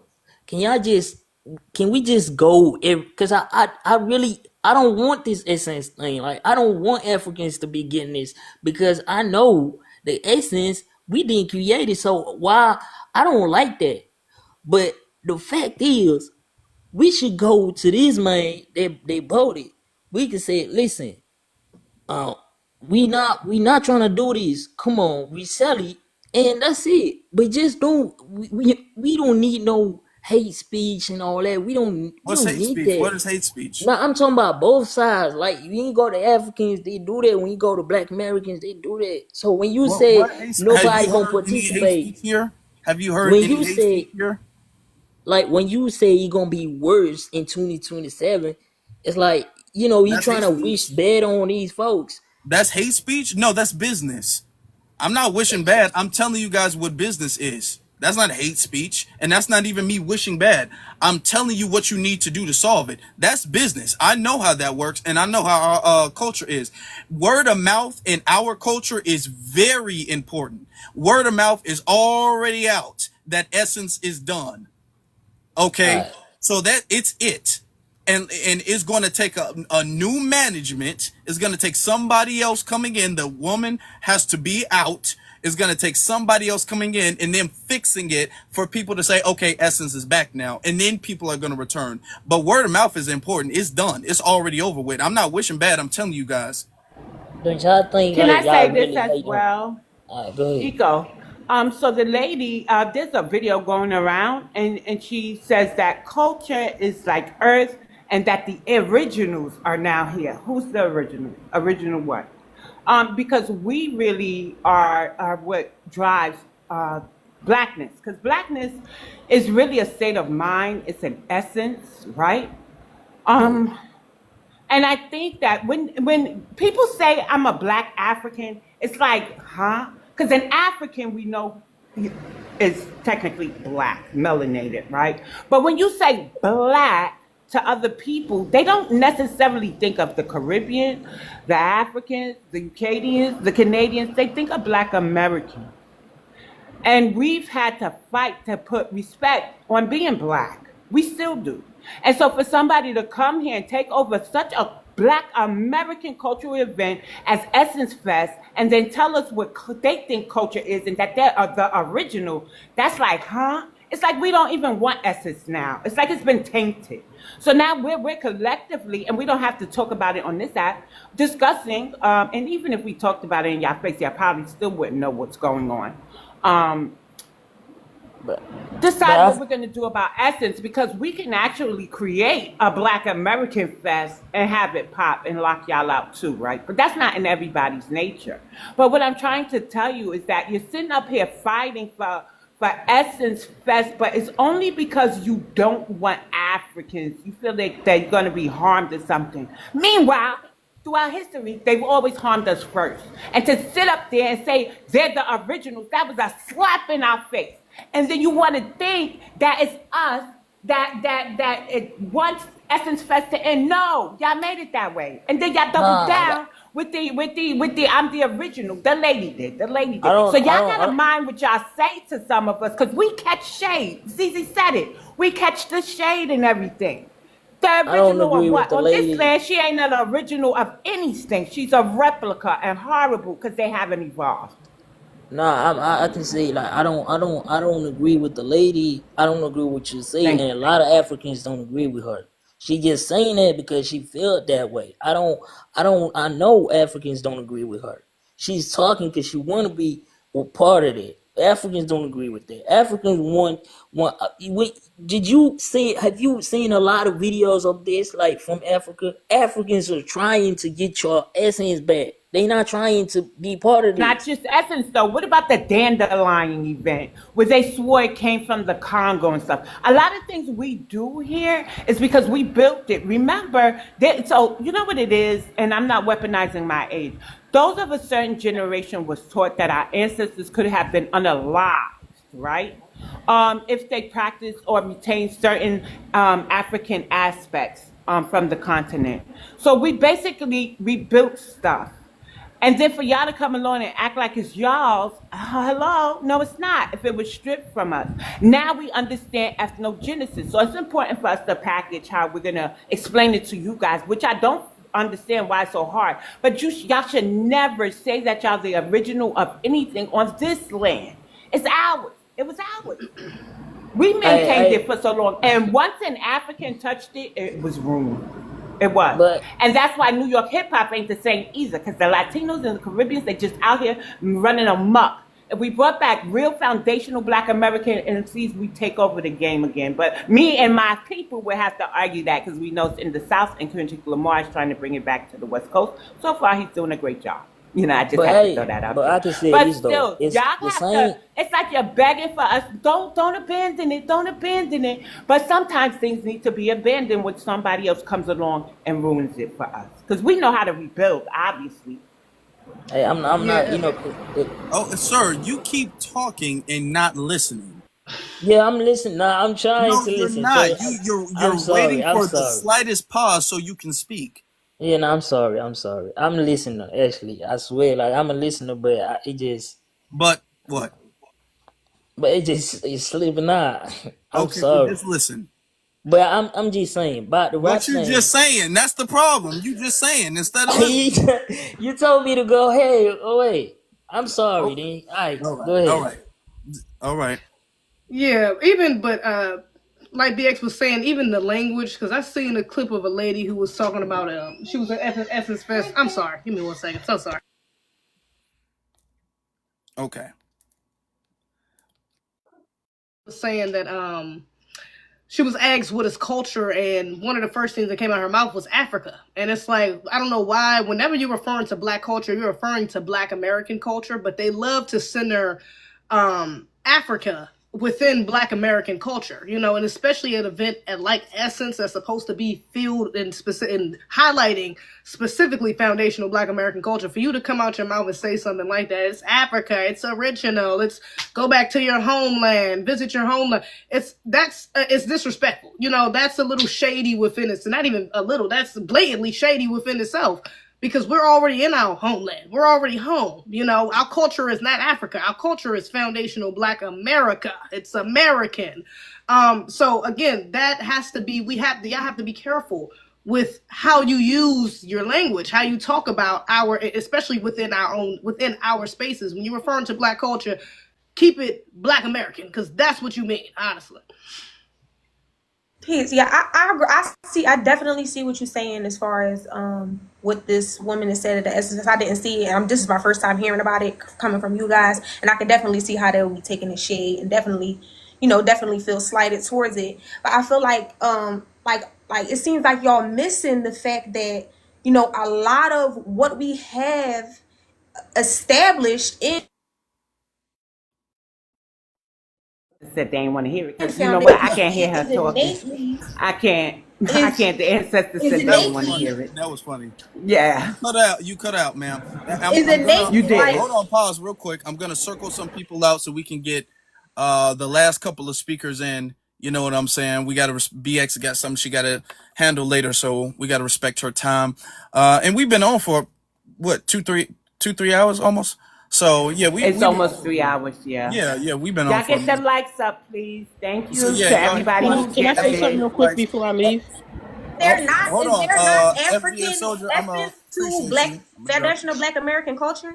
Like that's like DX said in the beginning. Like there's always been an Afrocentric, context to hip hop. There's always been leaders within the Black community, like Stokely Carmichael, Kwame Ture, the Most Honorable Elijah Muhammad, these different people that were foundationally in fought for Black people. Like there's always been a note that there should be some type of connect, that there has been roots and things that, like just the way we dress, the gold. Right. Hold on. The way that we layer on the chains. Have we diminished the way that we dance. And I see like a lot of people, even now on the internet, when Black women are attacked for twerking, like the first thing they go to, like, oh well, that's cultural. That's part of our DNA. That's part of African culture. And it's like y'all separating the fact that a lot of our foundational Black American culture is naturally by DNA has a lot of similarities to African culture. And it's Well, like, indigenous people around the No, world we're have not. similar cultures. We are original people. I see what you mean by you saying the quote unquote African influence, but that's coming from inside the house. We promote Right. African. When we're talking about the African influence, we gave support to these people because they were black first. Farrakhan, Elijah Muhammad, these are people that were black first that spoke about and spoke specifically about problems of black Americans. They put yes, black most American issues definitely. first. So it came from inside the house. We didn't just get these themes from out of Africa or have people come from out of No, Africa. no, no, no, not at all. Yeah, The no, no, most that's not what I'm That's a saying. different. No, That's a I'm different saying, hold area. on, everybody. Wait, one at a time.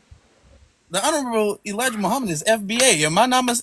Am I? I believe he is. Yeah, he's Farrakhan is. that's what I FBA. said. Yeah. Like, That's what I'm saying. Farrakhan yeah, is That's he's what not I'm saying. FBA. yeah, he's People like FBA. Kwame Ture and Stokely Carmichael, they saw the Hold on. necessity of there being a No, bridge hold on, between, man. black gotta people slow here down. in Hold on, you America gotta slow down. Okay, and yeah, black you do. people Yeah, it's like in you're Africa. rushing. You know what I'm saying? Like, Okay, there's let us address it point by point, right? So I did also say there was a large Pan-African movement, and New York really upheld it. New York is also the home of the gods and the earths and things like that. So we chose to pay homage. We understood that our media was lying about Exactly. all of Africa. We did understand they had some issues. So when we said, let us wear this cultural garb, we didn't cosplay, we paid homage. And that's what you're not understanding. We respect Stokely Carmichael. We respect the Honorable Elijah Muhammad. We respect those of Caribbean, but Marcus Garvey is questionable, right? Because they had the Go Home Garvey movement, in case somebody want to come up here and say his name.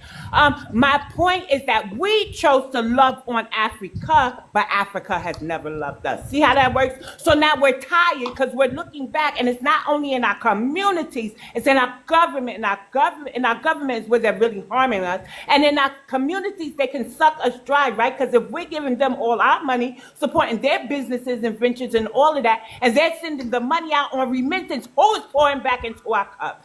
Then they have an African immigrant caucus that was established in 2014. They have a Caribbean immigrant caucus. They have the Congressional Black Caucus. And when I go to the Congressional Black Caucus, it says they are the conscience of Congress. They fight for all black people and all marginalized groups. But ain't nobody fighting for a foundational black American. What they're doing is saying we don't deserve this, we don't deserve that, and we got to share everything and give it to Africa. But if it wasn't for Africa, we wouldn't be staying here right now. Do you hear me? So my people that came here, they were either forced to interbreed with the indigenous and the European, or it was consensual. But we're not African because we've been here for 500 years and we're a mixture of all. We're foundational. We built this, and can no migrant come here and tell me how to identify what I should share and what I shouldn't. And they shouldn't be running amok in my government and not advocating properly for me. And I sit on these panels and hear them call my ancestors slaves, just slaves. But this is a first world superpower that we built, ma'am. I'm tired. join Congress. Make the move. If the problem, and this is what everything, and this is the everything with the black community. Y'all tap the screen. And this is the everything wrong with the black community. Like, if this is how you feel and it's the problem, keep your dollar from these mugs. If you see that these people are getting into government positions, 2023. Hold on, man, because you're doing too much. Like, you know me. I haven't been even in New York City. I haven't been to an African hair braiding shop in 2023. I got a black American, a foundational black American stylist now. I haven't been to the Asian since 2016. You heard? Because I'm about that. So don't sit up here and say what's wrong with the black community when you don't know the whole black community. You ain't tapped in the shows. And the fact that you have the audacity to listen to what she had to say and say, well, if you feel that way, instead of us changing, instead of them fixing themselves and correcting their behavior, you're going to stand on it and say, well, if you feel that way, don't shop with us. If that's how y'all feel for real, that's what you want to do, you can look at Essence and you can see how well that's working. Check your people. So what I'm trying to understand is, like, Sister BX, you feeling like leaving the African shops and just not cooperate with them gonna make you be a real American, or just I don't Eve know. on my left. 2023, they ain't touched my head yet, and my locks are glorious. From a foundational Black American, sir, I'm about that. Stop So it. I've been on this app since 2010. I had black empowerment groups. I was for women. I was always B1, always gonna be B1, and my pen barks for B1. I write Black American history articles to show how we was impacted since slavery to Reconstruction, Jim Crow, and how it affects us today. So don't sit here and talk about BX. You feel like you want to leave. I left. all right, but I feel like Because just y'all not, don't know how to uphold nothing. Y'all don't know how to stand in alliance with us. We're tired. This is frustration. This is a reaction. This is coming from a former Pan-African with Africa on my leg. Honey, I branded myself. Cut it out. Okay, You don't know all of us. Okay, I'm thank you, listen, Mom. Can I say We're something? setting cultural. I'm gonna reset the room. We are setting cultural boundaries, and my Pan-Africans, I love y'all. Y'all are of the lineage. But it's okay to say, look, I champion the diaspora, but for this one thing, I gotta stand with my people. You have to go to your government and ask for this, or you can't be in our politics sabotaging us. Set some boundaries. Every group has boundaries, every ethnic group. Because we're not an organization. Every ethnic group has a boundaries. And if a Black American passes, some of us lose our wealth. Okay, You thank you. get Can I it? say something? We're always held to a different standard than others, and we honor that, right? And we say, look, you're doing too much. Even other Black Americans say, you're doing too much right now. Calm down, right? We hold ours accountable, but y'all expect us to just keep going along and letting them harm us. And I'm giving you community examples, and I'm giving you government examples, and you're still asking us to conform to them. When do they Well, that conform was to the point us? I just tried to make by saying withhold your dollars from these people. Like, I've never been to Ma'am, you can't tell me nothing because I've done it already. And you said it after I came off my mic. And you said it after I came. You was being devil advocate, and I'm not going to argue with you. I'm not going to argue with you. I'm not. That's done. I want to It's add this over. real quick. I want to add this because people keep bringing up that. People bring up the Mr. Farrakhan. People bring up Stokely Carmichael and all of that stuff. The reason why our people, foundational Black Americans, fought for you guys to come here in the first place. Now you pissed BX off, everybody. Why'd you do that? The reason why y'all fought is because we saw every single Black person in the world, whether you were from Africa, the Caribbean, hell, Asia, anywhere in the world, we saw y'all as family, and we were going to come together and build this great army. Okay, and in the army, y'all know, in the army, you got the military, the Marines, you have the actual army, then you have the Air Force and the Navy. If we were like, okay, well, we have the Navy, we have the Marines, we have the Army, let's get the Air Force. And then the Air Force came in and said, you know what, we really not on that. The point is you have different sections of a military, but the military has one single agenda: to serve the U.S. We expected everybody to have the same agenda we had, and y'all came in on some, you know what, I'm not really about that. I'm not really on that. And you guys have actually been going against the grain. That's what we're noticing. Not that you guys are coming in being the reinforcements that you guys were supposed to be. And you guys are coming in going against the grain. You guys are coming in instead of reinforcing for like, for instance, reparations. You guys are coming in and you got folks like Candace Owens, Coleman Cruz, Brian Daniels, Myron Gaines talking about y'all don't deserve no reparations. Okay, y'all was never slaves. You got white folks putting tethers on panels to go against us. So that's the problem. And then when we call it out, y'all be all like, why don't y'all lay off of them? Why can't we all get along? Because y'all not gonna do it. That's the thing. Somebody got to do it. Y'all not gonna do it. Y'all have not been doing it. So it has to be done. So we got to do it now. Y'all left it up for us to do, because y'all left the problem alone. Now we got to clean it up. If you said we can't say anything about how Essence works because they sold it, then you can't tell us how to clean the mess up because y'all made it. If y'all didn't want to clean it up, fine. Now, when we clean it up the way we want to clean it up, you can't say nothing about it then. You can't say nothing because y'all not going to clean it up, clearly. Y'all not going to fix it. So how we fix it is how we fix it. however we want to do it.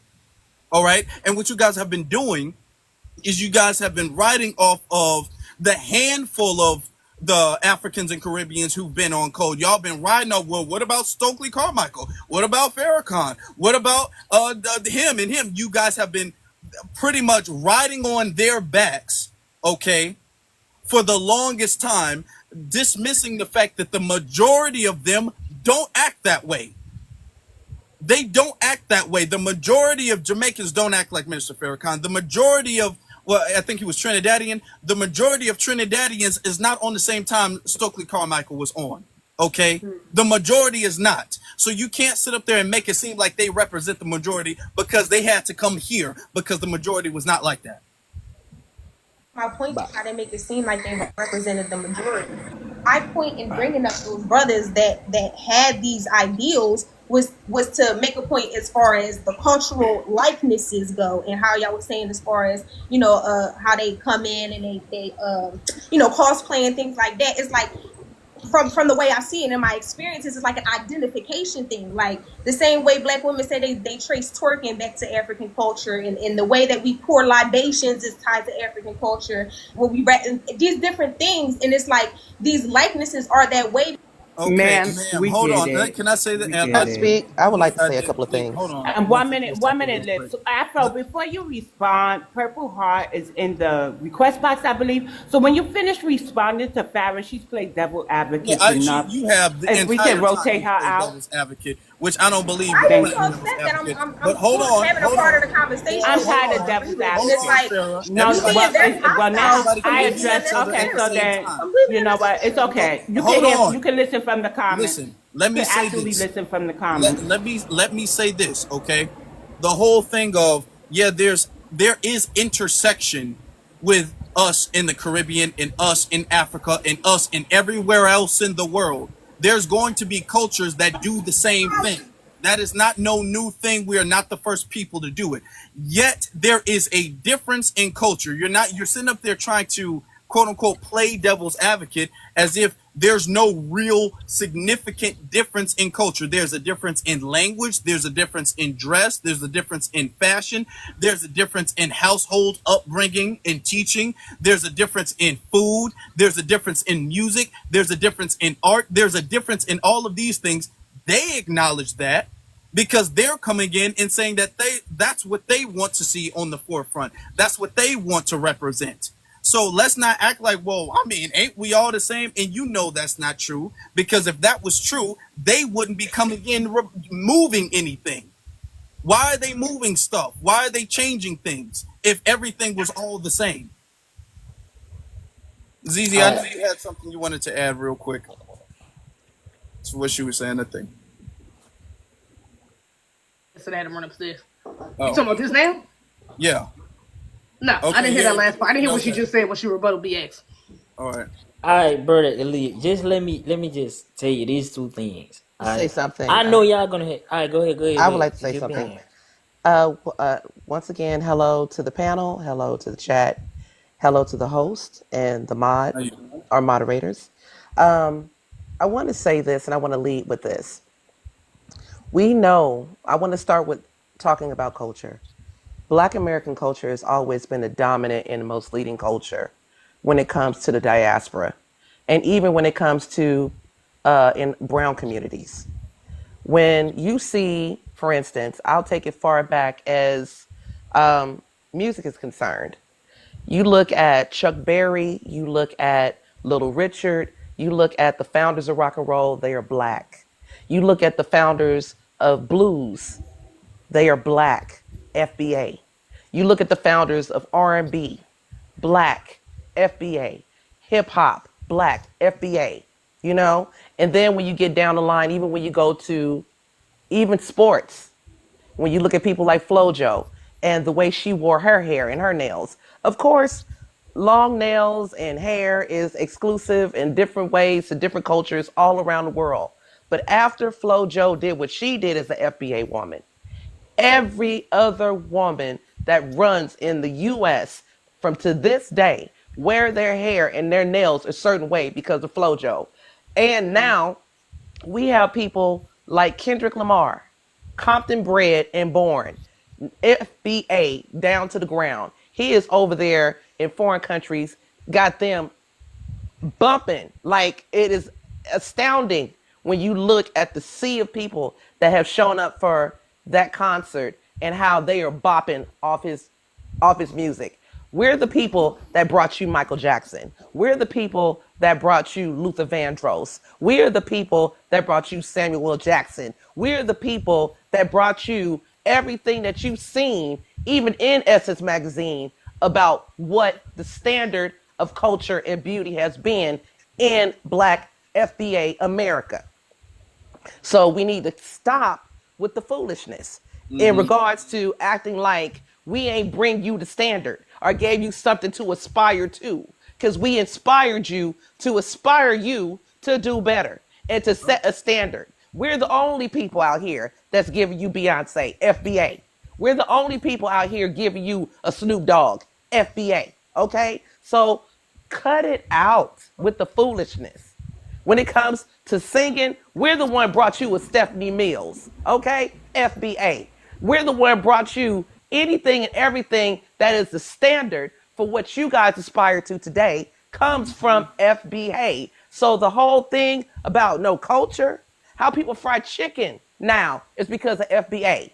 They talk about Korean fried chicken is the ish. You know why Korean fried chicken is the ish? It's because there was a FBA person that was in the military that went over them and went over to the Koreas and showed them how to properly fry chicken. Let me tell you something. We've been the standard, and you're not going to take that away from us. You're never going to get that off of us. And at the end of the day, the bottom line to it is, when it comes to this essence thing, my thing is this: when old girl talking about the originals are here. Yes, you are the original. Your ass is the original over there.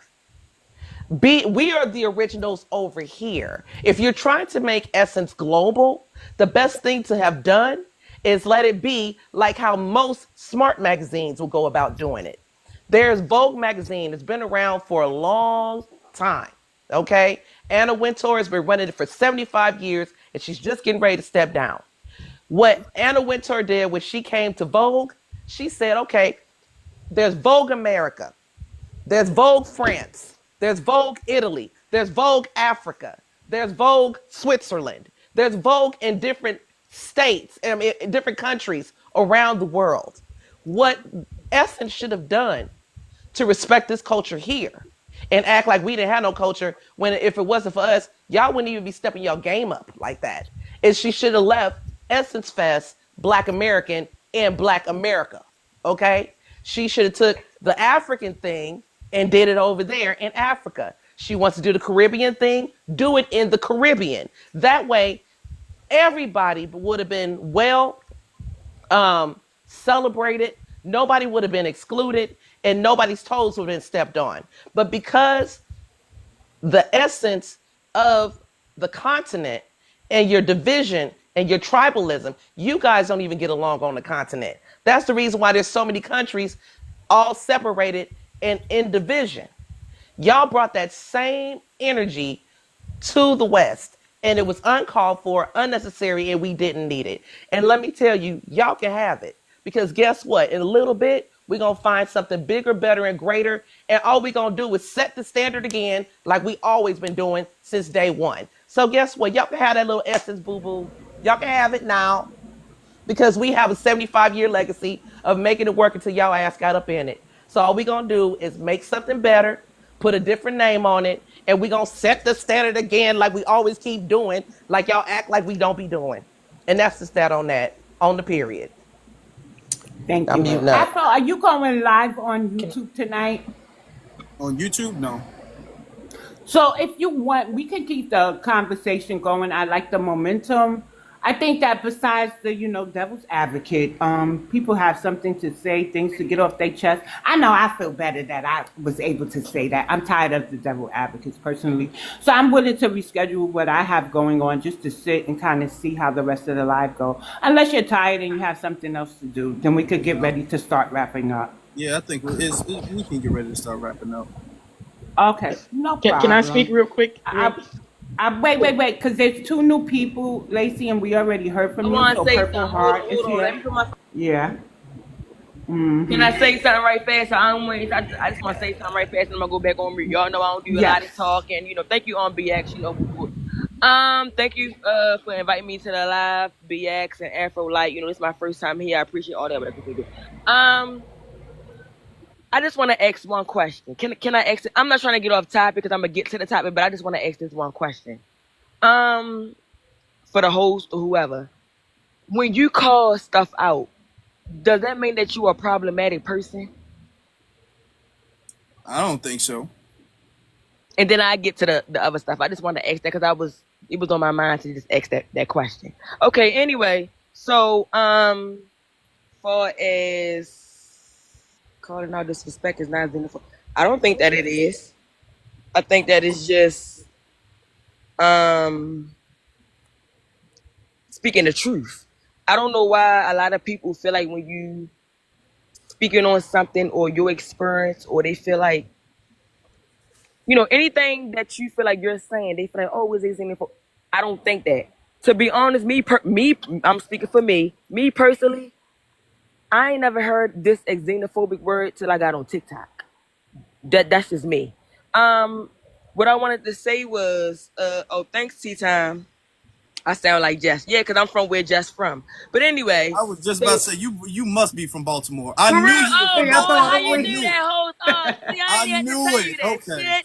shit. And we got culture. That's how you know we got culture. That's how you know. Because you I know know, you can Atlanta. hear where I your know people come Atlanta from. accent. I know New York accent. I You know know New Cali Orleans. So I accent. know We know. we Yeah. know. But They said Jess, and I already knew you talk about Jess Hilarious because I know you sound like you from Baltimore. people We be like, always knew. say D2 blue, and I be like, all right. Wait. I think it's important to say this, Purple.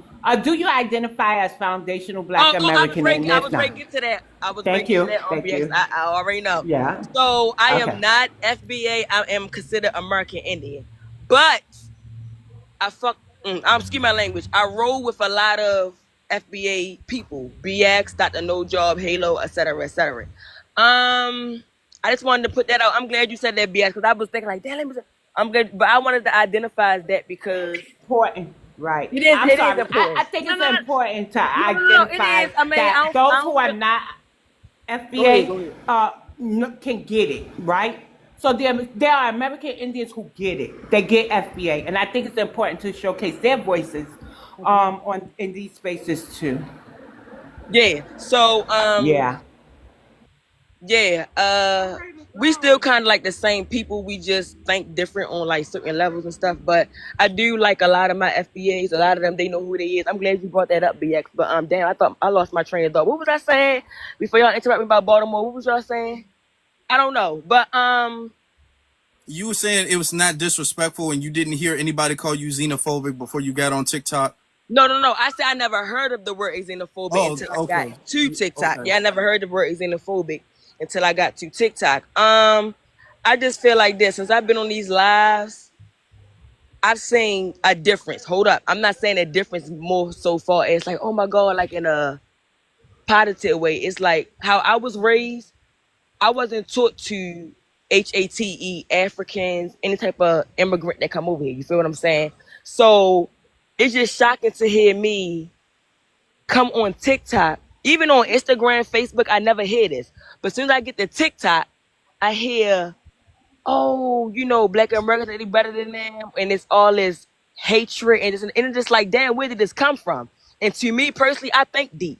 So it's like, because my ex is Nigerian. I dated an African. I just want to put that out there. I'm not going to make it seem like I'm just not, my ex was Nigerian. So it's just like, is this just something that's on TikTok? Or is the hatred really in real life? Can I give you a definition? Hold on. Me personally, I never felt the disrespect in real life. Now, on TikTok, I have. But in real life, I mean, I don't hang around a lot of, like, immigrants. I hang around most of what I know, like Americans. But I'm not saying I wouldn't mind hanging with outside of my ethnic group. But what I'm saying is most of everybody I deal with, they are Americans. But it's just like, damn, like, in real life, I don't see the hatred. I see people that's from America, that got Jamaican friends, African friends, Cameroonians, Nigerian, whatever. Caribbeans, they get along in real life, but on here, it's like we the most hated. So it be throwing me off because it's like, do y'all love us or do y'all hate us? You feel what I'm saying? So, and it's like, should I stay away from y'all or should I love y'all? Because like I said, I wasn't taught to hate anyone. But it's like Your the definition when you're African, done. I want to the share a Af- definition when you're done. okay, yeah, and the Africans, well, from what I learned on TikTok, they was taught to stay away from us. I never knew that till I got on TikTok. Because I look at them as brothers and sisters like we all have. So it's like when we get on this TikTok shit, it's like the energy be different. And it's like, y'all look at us as an enemy. And you know how they say, oh, y'all look at Africa as an enemy and whoop de whoop. But y'all never look at YT or y'all never go what we do. You feel what I'm saying? So it's just like, I don't like mixed So emotions. I like to feel one way about right. a person. You feel what I'm saying? And it's like, I don't know Yeah. how So to feel niece, let about me these say people. this. Go ahead. The mindset starts from somewhere. The internet provides a level of anonymity because they actually can't say this to our faces, right? But on here, they get to be and say exactly how they feel. It starts from somewhere, and it's exhibited in our government. So it's really exhibited in our government. Look at those who are denying reparations or you got to compare their advocacy for us to the advocacy to the black immigrants. And Yvette, I'm gonna give you a name, Yvette Clark. She's of Jamaican descent. She's on about 4 to 5 congressional caucuses. One is the Caribbean Immigrant Caucus. One is the CBC, Congressional Black Caucus. So I compared her wins for the Caribbean, and I compared her wins for Black Americans. She's only said to be an advocate for us because she supports the HR 40, which is a reparations bill, to study it and the harms and what could be done about that. We know that bill has not been passed. But when we go to the Caribbean, she has secured funding to give certain island nations money. Where that money coming from, Purple? Just so the people here can feel that their homelands will be secured. Meanwhile, they're telling us we can't have money for this and that, or they don't have it in the budget. These are things you can look up for yourself. So even in New York, it's very problematic, some of the things that we're finding out. And the last thing I'm going to say is New York City activists, I only participate in calls to actions, right? But we actually have those who sit amongst the representatives and ask nonprofits to help us pass a bill that would be specifically for Black Americans because of the harm that was done to our ancestors. Out of 50 nonprofit organizations and politicians who are of Afro descent, not necessarily Black American, do you know only one said yes, and that was a Guyanese? Shocked the mess out of me because I thought Guyanese and us really didn't get along. But here's the kicker. The Guyanese tried it first in 2010. We didn't know about it, but because she couldn't get her numbers disaggregated for her people, she realized the importance of why Black Americans would have to be the ones, or her to be in conjunction with us to get those numbers disaggregated. So we can have individual relationships, Purple, right? But collectively, they're just not for us. And I'm sure you saw the video of the Jamaican lady, and you know my children are half Jamaican. But the Jamaican lady sat on the floor as she was being arrested or detained and said, "Don't unalive me here, Mr. Officer. Unalive a Black American." Have you ever seen a Black American? I mean, the battle could be in their face. Say, go over there and harm somebody else? So this is the mindset of people, not only within our community, but within our government. And so it's enough. Not all of them are like that now, but it's enough to be an issue. And those are the people we really are speaking to. Yeah. The people that you're cool with, do they have conversations where they address the disrespect from their community towards us? And what we hear is that there are people who don't think like that, but that's not enough. That's the thing. It's not enough that you don't think like that, because when your uncle says something, when he calls us a kata or whatever the case is, or a jareer or a slur or anything like that, you're not going to say nothing about that, or your cousin or your dad or your brother or anybody else in your community. They play blind and they act blind and they act like they don't see it, and they do see it. They acknowledge it. We have more than enough. Simone here said that she grew up and she's seen that from her community. So there's enough of them who see it, but not enough, or hardly any, barely any, rarely any say anything about it. And that is the issue. Because if the good people who, quote unquote, the good ones aren't going to say anything about it, and the bad ones are the ones who are loud, then we just going to have to get everybody at that point. All right. And this isn't to say, and we've been saying this for the longest, this isn't to say that every single non-FBA person or somebody who's from outside of America is a tether or is bad or is a bad person, because you can't control where you were born or who you were born to, what nation you come from. That's not what you can control. You can control what you do and what you don't do. And that's what we're addressing. One more question. I'm going to go back on mute. Yeah. Let me ask you, the whole panel, not just you hosts. I got to be out of here in like 4 minutes. So after your question and we answer, we're going to wrap it up. Can we put a pin in this one, Afro? Yeah. You're going to do this topic again? Yeah, we had like 200 people almost the whole time. Yep. Okay, so let me ask you a question. Anybody, let's just say because social media in the real world is kind of different. Even though you're talking to a real live person, let me ask this. So host or anybody on the panel, let's just say if you, I'm going to give my own percentage. Let's just say if it was just was 50% of African, Caribbeans, Haitians, etc. So let's just say if you came across, I'm gonna just say Africans. Let's just say if host or anybody, you came across 15 or 10% of Africans on TikTok talking bad about Americans and whoop.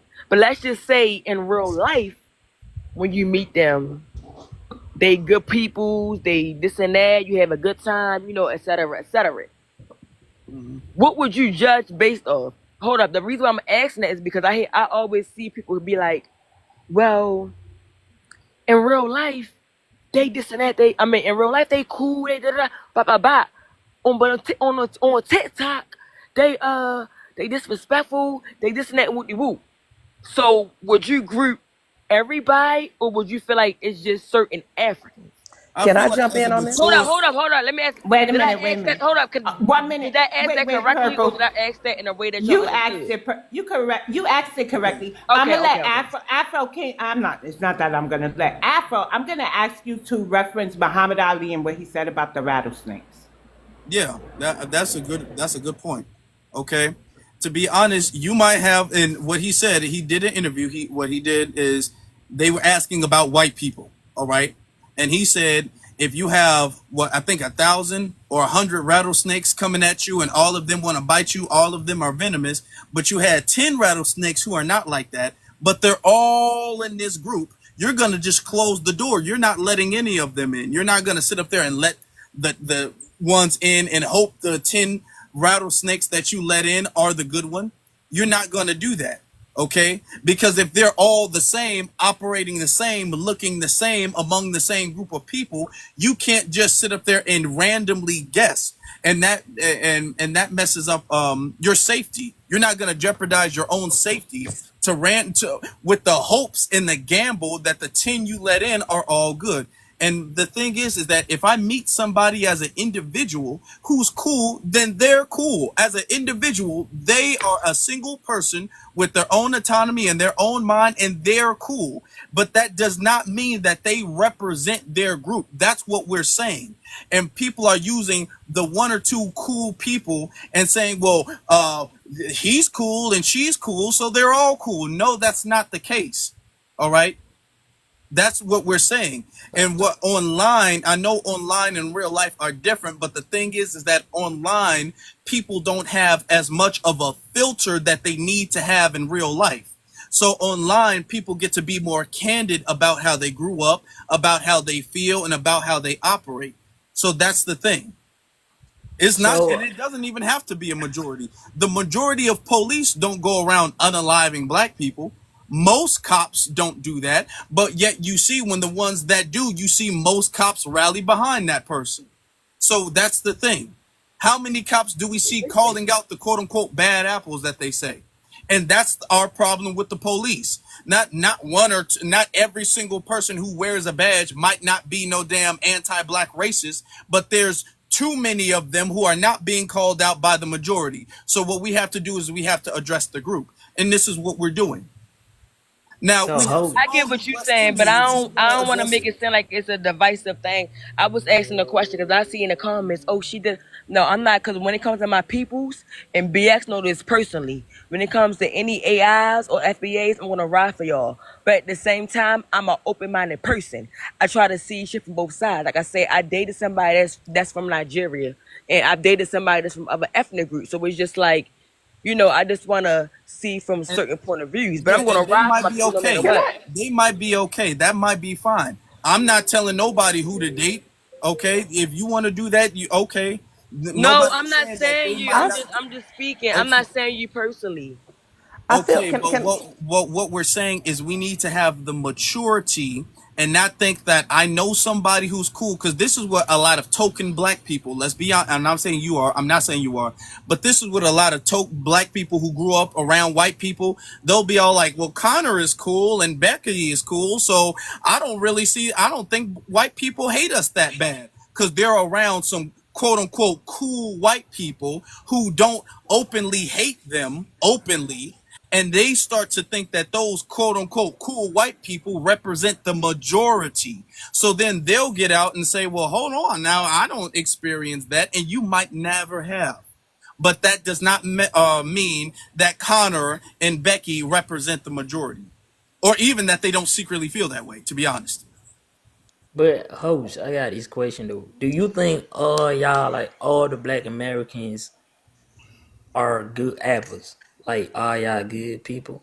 Yeah, we can are. And I'm not You can know saying what? We heard can that. I? We It's heard a I you, just question. Afro. Just We're on. about to wrap It's I up. want to. We're It's about six a to wrap question. up. Afro. It's 6:32. I got to go. Okay, I'm yeah. I got sorry, to man, for go. that last Okay. question. All right.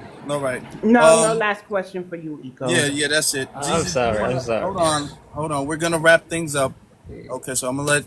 I know you have to say something. And BS, you'll close us out real quick. We'll be real quick with it. Sure. And thank you for your patience, BX. Zizi, you want overall, how are you feeling about the subject? And you have any final opinions?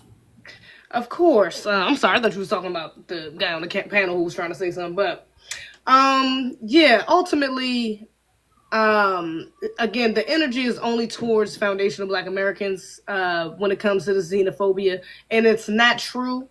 Xenophobia is more practiced against. I mean, practice more so in the diaspora. Unfortunately, you have many other groups going against each other. A lot of that stems from the fact that a lot of these groups know more about each other. Us as foundational Black Americans, us being in the belly of the beast that is America, we've really had no choice but to zone in on our own problems. We've really had no choice but to zone in with our open enemy. So we didn't have too much time to focus on other groups and their anti-blackness or their hatred or their vitriol towards us. Now that we've came to this point. And shout out to the ancestors for allowing us to get here or fighting for us to get to this point. And we're seeing it more openly. And because of the sacrifices of our ancestors, them allowing these other groups to come over here, and there's more of them over here. Now we're starting to see more of the problems that they bring here. So yeah, this whole talk of xenophobia is not from Black Americans. We have always been taught to be Black first. That's why our main, when we identify ourselves, most of us, whether you are American Indian, whether you are etc., as Israelite, whatever the case may be, most of us just go off the fact that we are Black. Because we have always cared about our Blackness first, and not only that, we've always been told and had that identity forced on us. So we really didn't have a choice for the most part of our history. So yeah, xenophobia is not something really practiced within Black America. And I just want to touch on this point that the sister said, what she was saying, that she said mostly online. I would agree, but on the opposite end. When somebody else came on and was like, "Oh, Black Americans have all this be talking down and degrading Africans and Caribbeans," I only really see that online. Like, I mean, I'm not gonna lie. I've seen some Black Americans degrade other groups, but again, that's mainly online. And some of these people that's doing it aren't even showing their face, so we don't even know if they're actually real Black Americans. Let's be real. And then on top of that, the fact that you have so many Black people cosplaying, so a lot of these other groups cosplaying as Black Americans, using African American, doing this whole thing where they're pretending to be the foundation of Black Americans, and they're not. They're speaking for us, and they're again misconstruing the general consensus of the on the grassroots level. So yeah, I see that mainly online, but when it comes to xenophobia, when it comes to anti-Black American vitriol coming from outside, I see that in real life. I've already named a couple of examples when I was talking to the brother earlier, but I've seen that multiple times, being up here specifically. In North Carolina, not really, but it's not really no damn fucking immigrants. I didn't grow up with no immigrants in North Carolina for real. Mm-hmm. But up here, as an adult, I've seen it multiple times, many examples. And I'm living in a DMV. She live in Baltimore. It's two different, really. That's why I didn't even get on that, because Baltimore, I don't even know nothing about Baltimore. But DMV, in the DMV area, I've seen that many times, the anti-Black American vitriol be spilled in many different ways. So it's very prevalent, it's very real, and it's happening. You know, we see this. I have many conversations with, I've had non-FBA friends or associates, co-workers that I've worked with and had conversations with about some of their anti-Black rhetoric that they wasn't even completely aware about, you know? So yeah, it's very much real, it's very much happening, but it's not coming from us. That's xenophobia does not come from Black Americans on a grassroots level or on a mass scale. That's just not something that's a part of our culture.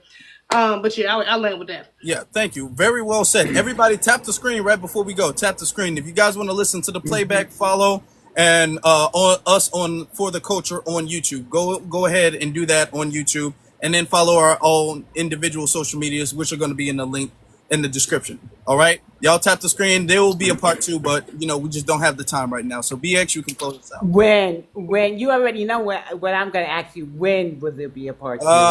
The part 2. Let me see. I could see if I can do it Sunday, because I normally do the part 2s like Sunday, maybe around the same time. I think. Which would be like 2 something. Right. So I really enjoyed the live. I want to say thank you for everybody who came out, who gifted, who shared, who liked, who clicked the little heart button. Y'all can all do that now besides share if you're still in the room. Thank you to Zizi. When you come through, it provides a whole new energy and we get more of an insight. Now we know it's the DMV insight, and I'm appreciative of that. I'm going to say this.